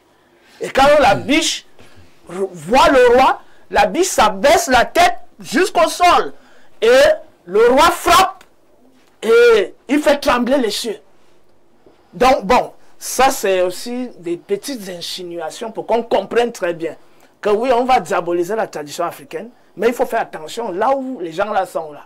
On a aussi suivi beaucoup de choses du côté du Vatican, des choses officielles qui ont été annoncées. Donc les chrétiens doivent comprendre qu'ils ne sont pas aussi à l'abri des mauvais rites. Donc je vais revenir maintenant sur les mauvais rites chez les Africains. Les mauvais rites consistent à sortir de l'ordre naturel. C'est-à-dire à brûler les étapes dans l'initiation. Si une initiation devait prendre 2 ans, on te dit voilà le raccourci, tu peux facilement avoir ça en faisant tel rite. Et là maintenant on entre en pacte avec certaines entités du bas astral qui on demande aussi certaines choses en retour. Certaines conditions. Bien évidemment, et c'est des conditions parfois... Et conditions va avec sacrifice. Très insupportables, oui. Donc, dans la tradition africaine, tout ce qui cherche les raccourcis. C'est pour ça que mon frère, quand le frère Niemek parlait de l'initiation dans le Mbok, c'est pas seulement 9 ans. C'est toute la vie. Je l'avais déjà dit ici une fois. Un vrai initié, c'est que l'initiation, c'est l'école de toute une vie. Donc, c'est pas un truc en 2 mois, tu sors là, tu dis que je suis déjà initié. Moi, je suis à l'école, ça fait près de 10 ans que je suis à l'école. Mais je suis toujours à l'école. Donc, comme je travaille de temps en temps avec les Baka, ils m'ont précisé que l'initiation naturelle s'opère avec les astres, avec les plantes et avec le travail sur toi-même. Une initiation qui consiste à ce qu'on te fasse boire du sang, ou te faire manger la chair humaine, ou te mettre un animal dans le ventre, là, ça devient un problème. Donc, voilà les initiations déviantes. Et il y en a d'autres, il a évoqué. Mais là, c'est des déviances qui ont été introduites par contamination culturelle. Parce que cette pratique-là, la sodomie était radicalement interdite dans les sociétés africaines classiques. Donc, avec le brassage culturel avec les Perses, les Grecs, les Romains, il y a eu ces emprunts puisque nous étions là-bas. Et en fuyant les guerres, nous nous sommes repliés vers les forêts. Donc, en venant dans les forêts, on a pris certaines choses de là-bas. Très bien. Donc, parmi donc la question que tu m'as posée, à savoir les implications. Tout à fait. Dans les rites traditionnels, il y a beaucoup de voies et beaucoup d'implications. Il y a par exemple, avant de travailler sur quelqu'un, il faut passer par la consultation, comme à l'hôpital. Et parmi les voies de consultation, vous en avez une ici devant vous. Ça, c'est un élément de consultation chez les Baka. Donc, je suis dans cette école. C'est la peau de quel animal là? Le chat-tigre. Le chat-tigre. Voilà. Donc, je suis déjà dans cette école. Et dans d'autres consultations... Vous dites que c'est un élément de consultation? Oui. Ça se passe comment? Bon, vous savez, on ne vient pas faire le théâtre sur le panel. Pourquoi? Parce qu'un médecin ne va pas venir consulter les gens sur le panel. Donc, je voulais que tu consultes Blériot. Donc, autant on respecte la médecine conventionnelle, le médecin ne va pas venir faire... Est-ce que tu peux consulter Blériot? bien sûr, pourquoi pas. Mais je dis, je suis... peut accepter et te consulter par toi. Bon, il nous dira. Mais comment on sait que le prophète n'est pas respecté chez lui? Comme c'est mon ancien camarade, il va dire que mais mon camarade, tu es devenu un Gandhi depuis quand? Donc de toutes les façons, il y a la consultation par les coris, la consultation par l'eau, la consultation par le soleil, la consultation par le feu, la consultation par l'araignée, la consultation par la gémancie. Il y a le phare, il y a plusieurs moyens de consultation. Plusieurs modes. Il y a même ceux qui lisent sur ta face. C'est-à-dire quand tu arrives, ils te voient déjà, ils te disent que toi tu as tel problème, tu as tel problème, tu as tel problème. Ceux qui lisent dans la main, etc. Voilà, ceux qui lisent dans la main, les cartes, merci, etc. Hein. Donc, à partir de là, donc, il peut y avoir maintenant des facteurs de traitement qui peuvent être des traitements collectifs ou des traitements individuels. On y reviendra. Alors, Révérend Bayon, lorsque le docteur Todd parlait tout à l'heure, hein, il vous a attaqué, bon, entre guillemets, en disant que même chez vous, les chrétiens, il y a des très mauvais rites, parce que habituellement, lorsque vous êtes prêtre, lorsque vous êtes pasteur, je ne sais pas si c'est votre cas, vous avez tendance à noircir tout ce qui est rite traditionnel chez nous en Afrique. Vous voyez toujours que non, c'est le diable, c'est le Satan. Alors, vous êtes un homme d'église. Nos rites traditionnels, est-ce que c'est le diable? Bien, je voudrais dire qu'il y a, je vais tirer deux aspects. Allons-y. Le premier aspect est un aspect purement anthropologique et sociologique. Ça veut dire que la raison d'être, chaque peuple a un ensemble de pratiques qui construisent ce peuple. Vous savez, la foi chrétienne n'est pas venue après ou bien avant l'existence de nos peuples. Il y avait des peuples qui vivaient en Afrique avant et il y a eu des constitutions, il y a eu un ensemble de règles, un ensemble de pratiques qui faisaient subsister les peuples. Anthropologiquement parlant, nous disons que, n'est-ce pas, les peuples ont leur façon de vivre. Ils ont une façon de réglementer le système de vie qui leur permet de subsister. Et ça, nous ne pouvons pas reprocher ça, même en tant que chrétiens, que les peuples aient des façons de faire, des façons de voir, des approches. Mais il faut très bien comprendre le message chrétien. Ceux qui critiquent aujourd'hui la foi chrétienne, et même parfois certains chrétiens qui sont dans l'incompréhension, c'est que le message chrétien vient proclamer quelque chose de différent. C'est une voie, c'est un chemin. Et le message chrétien ne vient pas dire non, ton père n'est pas ceci ou bien. Non, le message chrétien dit il y a quelque chose de supérieur. Qui, quand vous entrez dans cette voie, ça vous fait voir, l'apôtre Paul disait, toutes ces choses qui étaient pour moi des gains, je les ai regardées comme une perte à cause de l'excellence de la connaissance de Jésus-Christ, pour lequel j'ai tout abandonné. Il était un grand maître dans les ordres judaïques. Et là-bas, il a eu la révélation de Christ et il dit, je regarde désormais ces choses comme une perte, comme de la boue. Mais ce que je veux dire, la foi chrétienne ne reproche pas tout ce qui se fait dans le judaïsme. Mais il y a des choses, Jésus l'essaie, il ne reprochait pas. Alors moi je prends un exemple. Hein. Oui. Moi j'aime être terre à terre. Lorsque nous parlons de rite, vous êtes un homme d'église. Il y a une dame qui cherche longtemps un enfant. Elle est allée à gauche, elle est allée à droite, elle a fait des neuvaines, elle a été suivie par des pasteurs, des prêtres, l'enfant ne vient pas. Et elle décide d'aller chez les ancêtres, pas les ancêtres, chez les patriarches au village, les hommes là, bien un bon boc. On demande, on apporte une chèvre, on égorge la chèvre, on fait des rites avec le sang de cette chèvre, avec des herbes, et on fait des invocations. Et la femme s'en va. Alors, vous qui êtes un homme d'église, vous êtes d'accord avec ce genre de rite? Non, je ne peux pas être d'accord pour un chrétien. C'est un acte grave de rétrogradation. Parce que... Qu'est-ce qui est grave?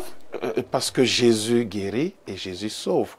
Vous pouvez pas, c'est comme si... Les patriarches au village ne guérissent pas, ils ne sauvent pas? Écoutez, moi ce que j'essaye de vous dire, c'est que chacun doit évoluer dans son... Nous considérons, c'est-à-dire... Est-ce que les patriarches au village peuvent donner la guérison? Tout à fait, il faut le dire. Mais pourquoi vous êtes donc contre le rite en question? Non, j'essaye de dire une chose. Jésus, a, dans la Bible, hein, n'est-ce pas, l'expérience de Jésus avec Satan qui le porte sur la montagne et lui dit, voilà, si tu te prosternes devant moi, tu auras ces richesses. Vous pouvez avoir des résultats. Mais le problème que la foi chrétienne soulève ici, c'est que quel est l'esprit qui apporte un certain nombre de résultats dans la vie de quelqu'un. Surtout que l'un des commandements majeurs de la foi chrétienne, c'est, il dit, je suis l'Éternel ton Dieu qui t'a fait sortir du pays d'Égypte, de la maison de servitude. Tu n'auras pas d'autre Dieu. Tu ne te prosterneras point devant, ni tu ne les serviras, car je suis un Dieu jaloux. Ça veut dire qu'il y en a plusieurs. Il y a plusieurs dieux, tout à fait. Il y a plusieurs dieux, il y a un problème. Hein? Oui, il y a plusieurs dieux. Et les ancrés n'ont pas la cacophonie. Non, le Dieu que nous servons est le Dieu très haut. C'est le Dieu. C'est lui le créateur de tout ce qui existe tant dans les cieux que sur la terre. C'est pour dire que lorsque vous adorez une autre divinité, lorsque vous recevez des résultats d'une autre divinité, ce n'est plus Dieu. Ce n'est plus Dieu. Il y a le vivre heureux même et mourir jeune. Très bien. Quand quelqu'un sacrifie pour dire, il donne des sacrifices, des choses ceci et cela, vous ne pouvez pas parfois mesurer les conséquences ultérieures d'un certain nombre de rituels et de pratiques. Pierre Blériot, au moment où nous parlons des rites traditionnels, ce qui est un vaste sujet, où vous vous situez à quel niveau entre la tradition africaine et maintenant l'aspect d'ordre religieux? Alors, parfait, ici, les rites sont opérés par les humains. Oui. Et très souvent, ils ne s'élèvent pas toujours au niveau spirituel et divin pour opérer les rites. Je vais vous montrer comment les déviations commencent. Il y a un rite qui consiste dans le lavement, c'est comme ça qu'on dit, des veuves. Ouais. Après la mort de leur mari. On appelle ça chez nous les petits akous. Ok. Alors, ce qui se passe dans ce rite, c'est que quand on va faire le lavement à la femme, à la jeune veuve, on peut trouver parmi les autres femmes initiées des gens qui sont mal intentionnés. Ouais.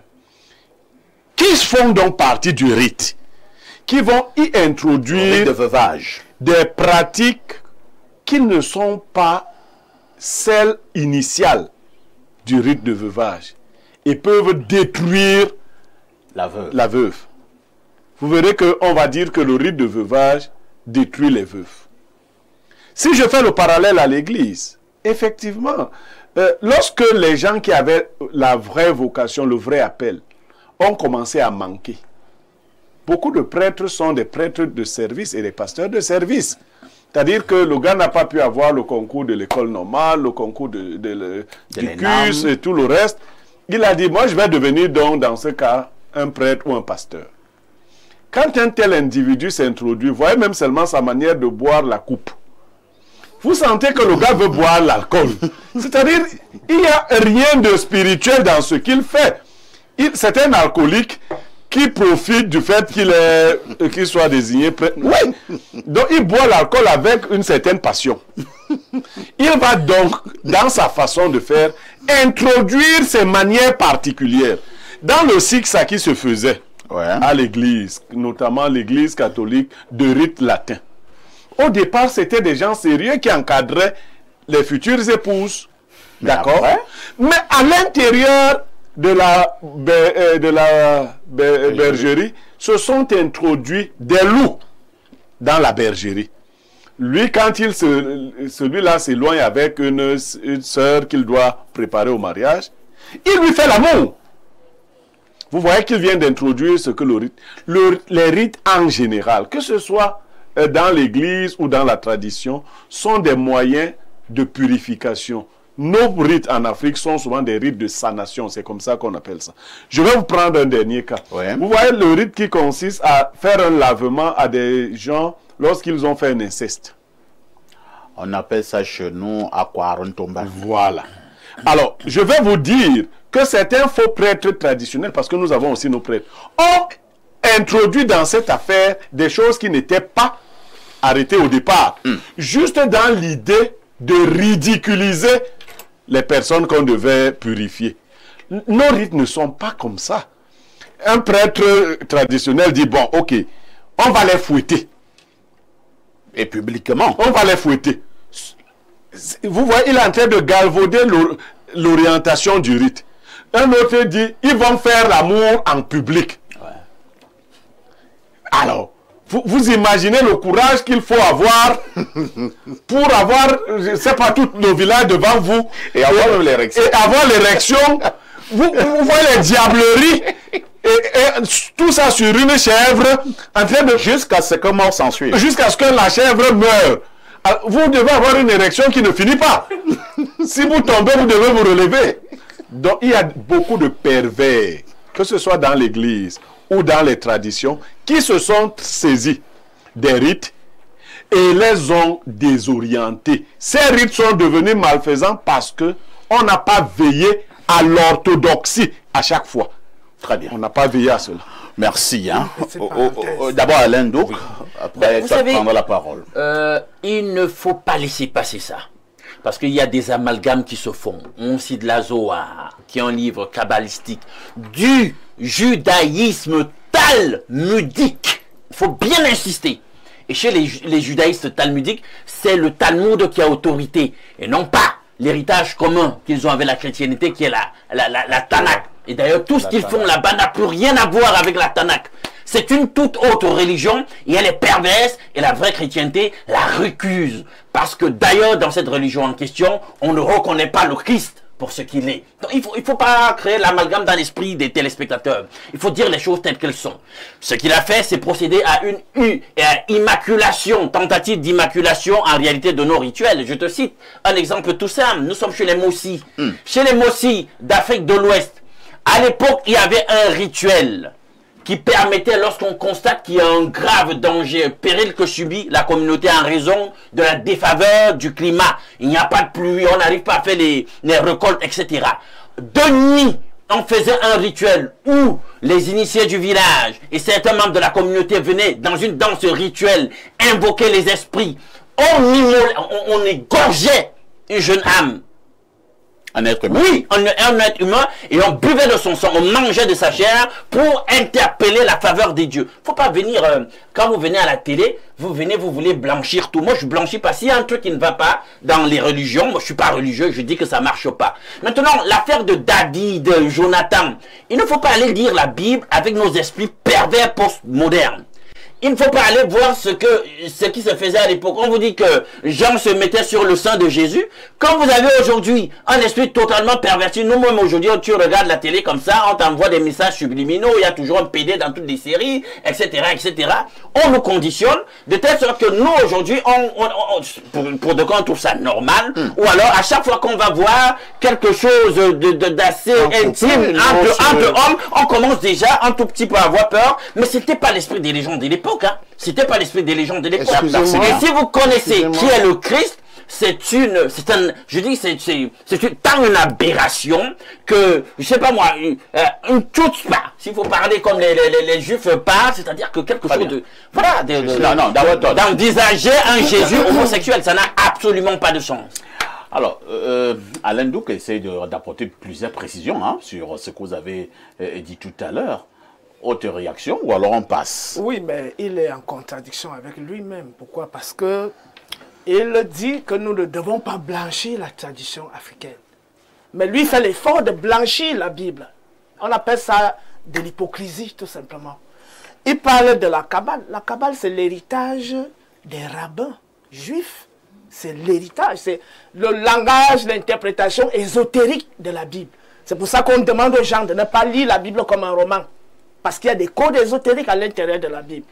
Ah donc, bon? Oui, bien évidemment. Quand on parle de l'arbre de connaissance du bien et du mal, c'est le sexe de la femme. Ah l'arbre de vie, c'est quoi? C'est l'arbre de Séphiroth qui se dresse de la base de la colonne. S'il te plaît, tu as parlé, tu as la politesse de me laisser développer en paix. Donc, l'arbre de la connaissance, l'arbre de vie, ce que les Hébreux entendent par l'arbre de vie, c'est ce qu'ils appellent l'arbre de Séphiroth. Donc, ce que les autres appellent les chakras. Donc, qui sont situés le long de la colonne vertébrale, les centres d'énergie. Et on te fait comprendre que le premier voile te permet de découvrir l'arbre. Et ce premier voile est situé au niveau du rectum. Et comment on ouvre ce voile? On vous parle de l'épée de feu dans la Genèse. On vous parle de l'épée du Saint-Esprit au niveau des 12 disciples. On vous présente un personnage qui ne s'est pas marié, qui n'a pas fait d'enfant. On vous parle d'un Dieu le Père, d'un Saint-Esprit masculin, d'un Fils masculin. Tout ça, tout ce symbolisme-là ne dit rien aux gens. Alors qu'on a des triades anciennes où on a Osiris le Père, Isis la Mère et Horus le Fils. Mais on entre dans une triade essentiellement masculine. Ça veut dire qu'on a déformé les symboles anciens pour les patriarcaliser. Donc, vous n'essayez pas de blanchir, parce que s'il faut même qu'on entre dans l'interprétation, je suis d'abord métaphysicien de formation. Donc, j'ai fait herméneutique, décodage des textes des écrits sacrés. Et pourtant, tu ne sais pas que la juvérie, comme je suis donc en train d'évoluer, comme je suis donc en train d'évoluer, et qu'il ne faut pas je disais que en ce qui concerne les dieux, tout à l'heure, il a parlé des dieux. Le Dieu de la Bible n'est pas le Dieu du Tao Te Ching chez les Chinois. Le Dieu de la Bible n'est pas le Dieu du Rig Veda en Inde. Le Dieu de la Bible n'est pas le Dieu du livre, notre livre sacré qu'est celui-ci. Dans lequel on retrouve déjà des passages où on dit j'ai donné les habits à celui qui n'en avait pas, j'ai donné de l'eau à celui qui avait soif, j'ai donné à manger à celui qui avait... Les escrits qu'on retrouve dans la Bible, on les retrouve dans ces livres-ci. Mais la divinité qui est décrite ici, c'est pas Yahvé, c'est pas Elohim. Donc, venez nous dire que c'est Elohim, Yahvé, que le Dieu supérieur, c'est une prétention. Tu vois que tu es ignorant, parce que Elohim, Yahvé n'est même pas le Dieu de la Bible. Soyez respectueux. Je pense que Yahvé, c'est le Dieu suprême de la Bible. Non. Elohim, c'est ici les dieux, en réalité. Nous allons d'abord lire quelques messages. Je voulais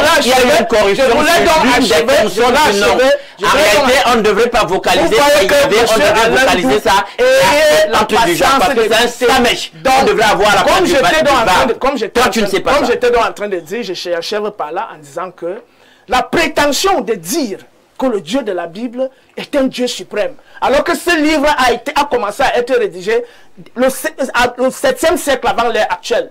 Et il y a des livres qui datent de 3000 ans avant ce livre-là. Et il vient nous prétendre que lui, c'est lui qui vient nous dire le vrai Dieu. Donc les anciens qui ont écrit ce livre-ci ne connaissaient pas le vrai Dieu. Donc moins de prétentions sur ce panel. Merci beaucoup. Allons du côté de la messagerie où les millions de téléspectateurs s'impatientent. Salut le panel. Le monde vit sous deux ordres, le bien et le mal. Nous avons notre culture et nous devrions la pérenniser pour la bonne cause, mais certains préfèrent l'utiliser pour le mal. À titre d'exemple, dans un autre domaine, l'homme a créé la manchette, bon, il veut dire la machette, pour se défendre contre certains éléments de la nature qui lui étaient hostiles, mais certains l'utilisent contre leurs semblables. Il en est de même pour les rites africains, juifs, religieux et autres. C'est Abianda Dieudonné depuis Limbé et qui envoie cette contribution. Un autre message ce matin, prenons le message d'Emmanuel Kanguet. Qu'est-ce qu'Emmanuel dit? Bonjour parfait, heureux de voir Tot sur votre plateau ce matin. Je voudrais demander à Tot pourquoi il ne passe plus. Vraiment, nous parlons des choses d'ici, hein. Toujours en train de vouloir cogner les têtes des gens. Et en plus, Tot est un esprit libre. Monsieur le sac de modérateur, que ces soi-disant pasteurs avec leurs livres controversés là, et qui est la Bible, nous excusent avec l'affaire de Jésus. Tot a parfaitement raison. Je suis très content de voir Tot ce matin. Autre message ce jour, nous allons prendre celui-ci. Alors, bonjour le panel. Est-ce qu'Alain Douk peut avoir un minimum de respect? On veut apprendre et non voir le panel se battre comme Tot, comme d'habitude. Autre message ce jour, bonjour à vous. S'il vous plaît, dites à Tot de diriger son... Si vous avez un autre problème contre Tot, vous avez mal choisi l'espace, hein. Vous n'allez pas régler des comptes ici aux panélistes.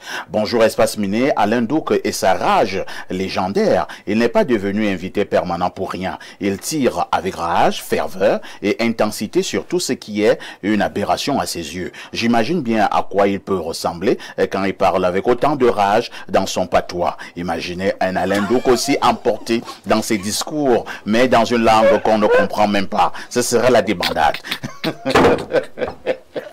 C'est pas pour depuis dragage, hein, qui a envoyé va pouvoir ramener de la bonne humeur.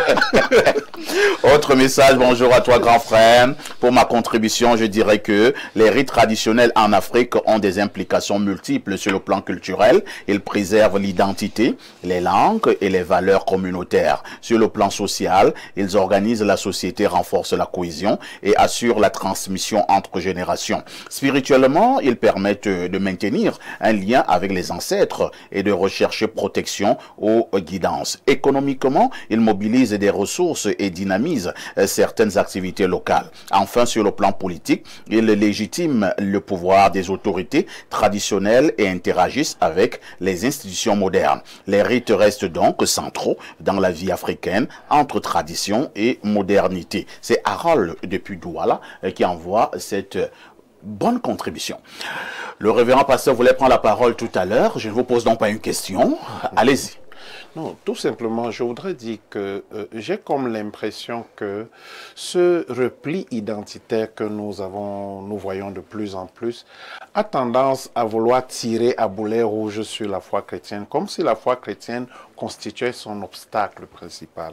Mais je veux que nous comprenions très bien que la foi chrétienne ne remet pas en cause l'existence de nos communautés avec leurs us et coutumes. Mais vous l'avez dit tout à l'heure, lorsque je vous ai pris l'exemple de cette dame qui voulait enfanter et elle est allée chez les pasteurs, ça n'a rien donné, elle est allée à l'hôpital, ça n'a pas donné, écoutez, elle s'est repliée au niveau du village, vous avez dit que ce n'était pas une bonne chose. Écoutez bien, j'ai l'impression que vous voulez dire une chose de son contraire. Non, j'essaie juste de faire comprendre que il y a un aspect qui est culturel et un aspect spirituel.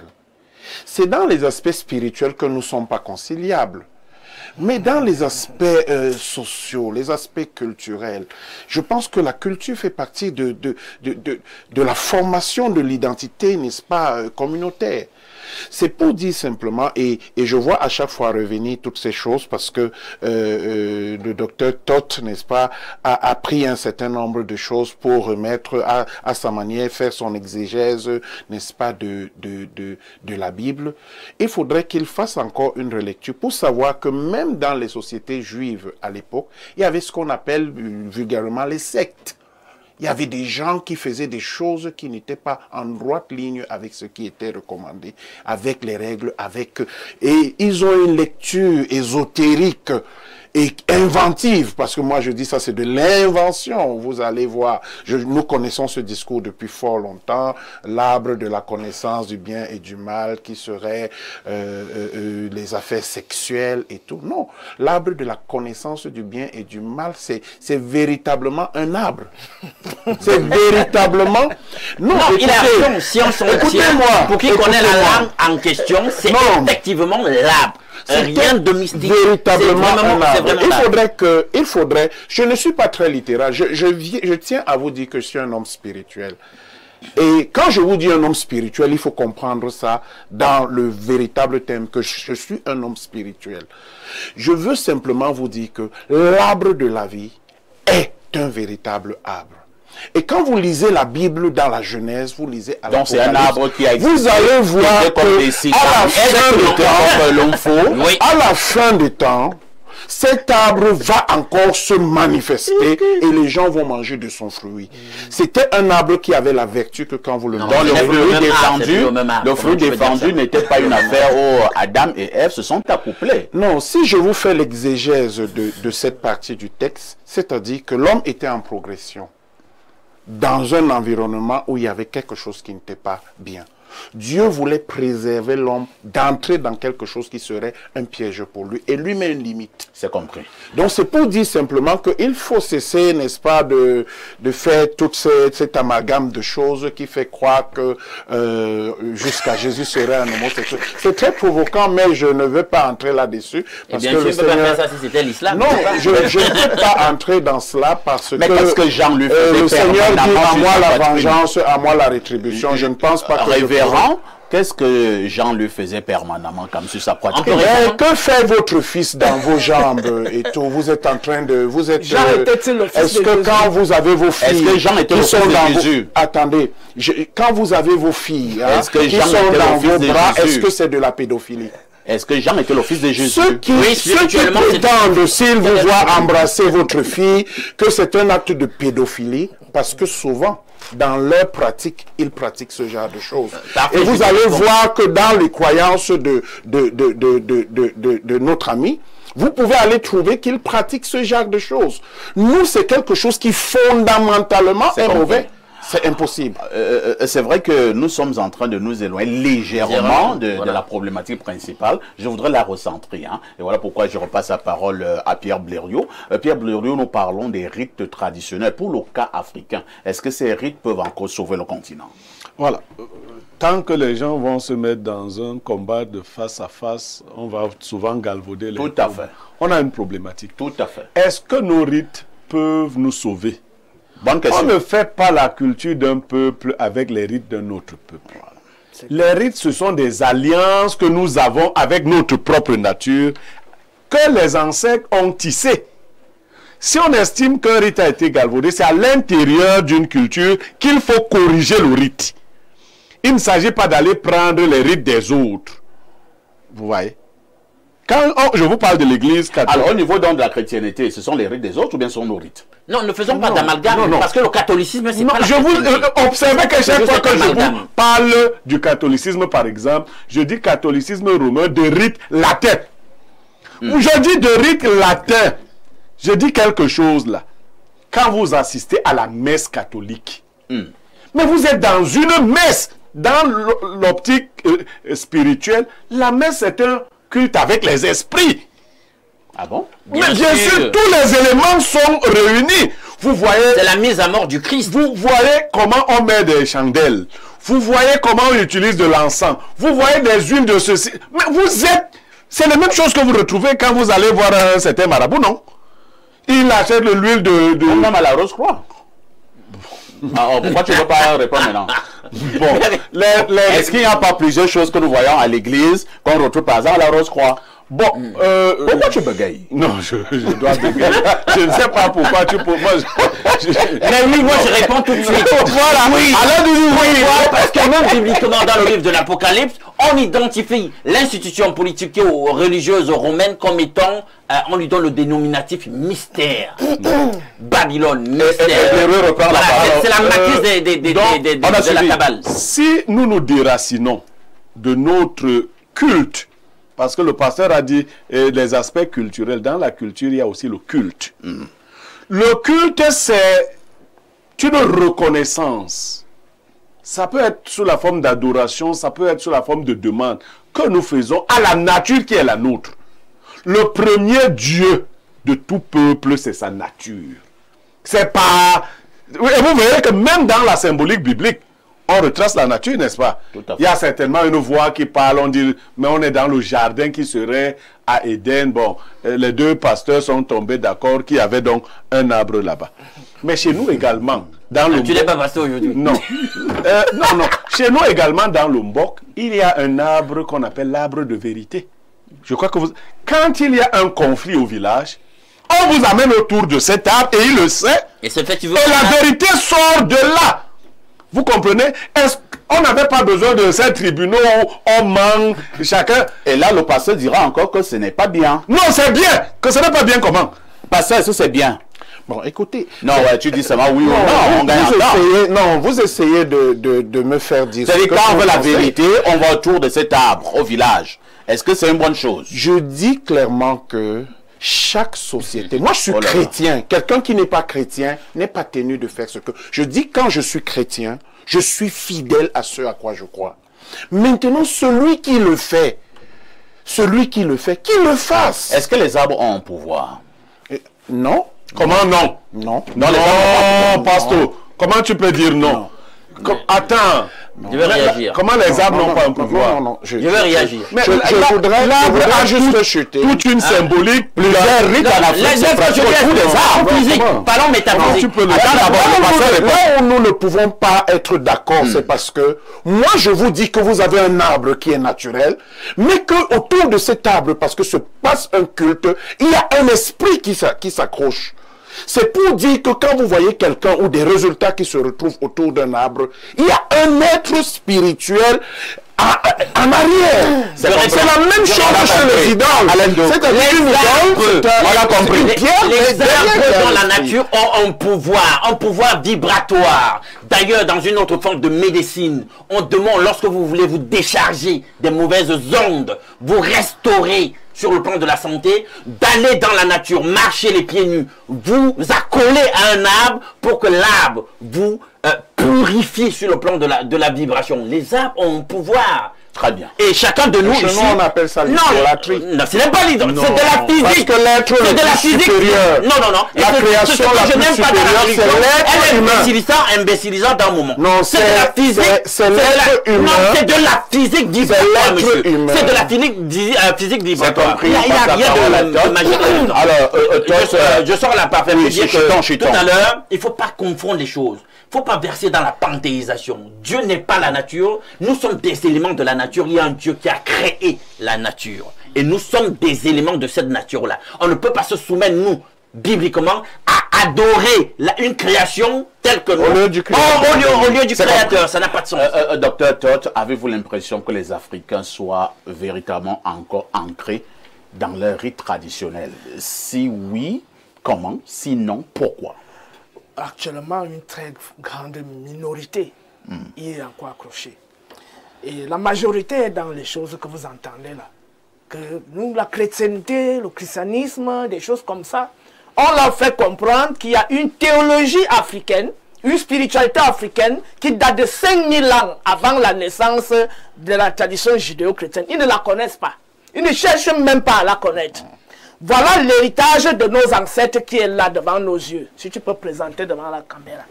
Ce que nos ancêtres, les Noirs, ont écrit. Ce mec ne s'y intéresse pas. Il ne s'y intéresse pas. Il s'intéresse à ce que les Hébreux là, qui ont écrit la Bible, ils s'intéressent à la Bible. Voilà les livres que nos ancêtres ont laissés. Qui de ces gens qui parlent de la chrétienté s'intéresse à ça? Et ça, c'est un très grand mal que notre peuple vit aujourd'hui. Dans ce livre que vous voyez là, vous allez retrouver intégralement les rites bantous. Rien à voir avec les histoires des Hébreux, avec les histoires des Romains, avec les histoires des Grecs. C'est entièrement les bantous noirs de Nubie qui ont écrit ce livre-là. Donc, en continuité donc avec nos rites de guérison, les rites thérapeutiques, tels que le rite du Cho, le rite du Mba, chez les frères Bassa, le rite de fécondité, pour féconder la terre, quand la terre n'est plus fertile. Le rite même de fécondité pour les jeunes filles, ce qui se déroule avec la lune, etc., le jeu de la lune, la maîtrise des énergies de la lune. Le rite de guérison, en ce qui concerne les maladies graves.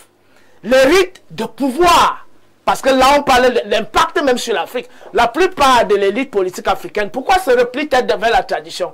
C'est parce qu'ils savent que là-bas, ils sont entre les mains des personnes dangereuses. Maintenant, à un certain moment, il faut venir se faire couvrir. Parfois, ils viennent étant très malades, prêts à mourir. Ce sont les initiés qui les restaurent. Donc, même les gens du pouvoir connaissent la vraie puissance de la tradition.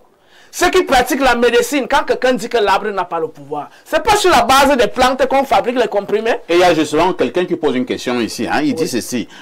Bonjour, perfecto. C'est Philemon depuis Douala. Demandez à l'apôtre qu'on fabrique l'encens avec quoi? Vous pouvez répondre, monsieur l'apôtre. Voilà. Peut-être que lui n'utilise pas l'encens. Moi, je ne pratique pas ces rituels. Donc, je veux simplement... Je n'ai pas terminé au comprendre que ce que je dis, nous sommes... ne veut pas répondre. J'étais donc en train de dire que cette nature qui a tous les pouvoirs, quand on dit que Dieu n'est pas nature, on n'a pas dit que Dieu c'est l'arbre. L'arbre est un rayon de manifestation de Dieu. On n'a pas dit que Dieu c'est la pierre. La pierre est un rayon de manifestation de Dieu. On n'a pas dit que Dieu c'est l'homme. L'homme est un rayon de... Dieu n'a rien à voir avec les représentations. J'espère qu'on aura une émission ici où on va expliquer la vraie nature de Dieu d'après la pensée africaine face aux approches judéo-chrétiennes. Et il y a une autre question ici, hein, toujours à l'endroit de l'apôtre. Vous êtes assailli. Hein. On dit, demandez au pasteur, est-ce que la statue de Marie et de Jésus ont des pouvoirs? C'est Koné Mohamed. Non, je dis encore non. Je dis encore non. Parfait. Et je dis toute idolâtrie s'appuie sur un être qui y est accroché. Parfait. C'est ce que j'ai dit. Je voulais dire qu'il y a pouvoir, on parle de la nature, il y a un esprit. C'est une question de téléspectateur adressée à Todd. Bonjour, parfait. Et à ton panel. Todd, s'il vous plaît, je veux savoir la race d'Adam. Adam, c'est qui? On dit que c'est le premier homme, n'est-ce pas? D'après la Bible, n'est-ce pas? Mais comment vous expliquez que avant que Dieu ne fabrique Adam et Ève dans la Genèse, il y a un calendrier qui existait déjà, qui datait de 200 Tu ne peux pas démontrer la véracité de ce que tu dis. Et maintenant, sur l'ancestralité. Soyez polis sur le panel. C'est vraiment dégueulasse pour une Égyptienne qui s'appelle Akhenaten. Alors quand tu parles de l'ancestralité, tu dis que chez les Juifs, il n'y a aucune ancestralité. Tu devrais savoir qu'il y a du sang africain dans ce peuple. Donc ne viens pas mentir en télé. J'étais donc en train de dire ceci pour chuter. J'espère que j'aurai une dernière prise de parole. Non, l'émission n'est pas finie. Voilà, j'étais donc en train de dire ceci. Dans la pensée africaine, il n'y a pas que la tradition est à part et la spiritualité est à part. C'est-à-dire que quand on va parler de spiritualité, on dévie, on commence à nous parler de la Bible. Les textes sacrés africains sont en conformité avec la tradition africaine. Donc il y a une théologie africaine. Pour revenir au rite traditionnel. Pour revenir donc au rite traditionnel, selon vous? Ce qu'on retient tout simplement, c'est que dans ces rites, la jeunesse trouvait des solutions. Quand ça ne va plus à l'hôpital, chez le pasteur, chez le prêtre, ces gens se replient. Quand nous allons dans les forêts, on les trouve plein. Parfois des évêques, des pasteurs, des imams. Les pasteurs aussi. Bien évidemment, ils gênent de nuit, ils ne gênent pas en journée. Donc ils gênent prendre le pouvoir pour aller hypnotiser leur fidèles. Et au nom de Jésus, bien évidemment, c'est au nom de Jésus qui vient faire les miracles alors qu'il arrive peut-être au Bénin, prendre le pouvoir au Bénin ou au Nigeria ou dans une forêt ici. C'est terminé. C'est terminé. C'est terminé. Nous sommes arrivés au terme de ce programme.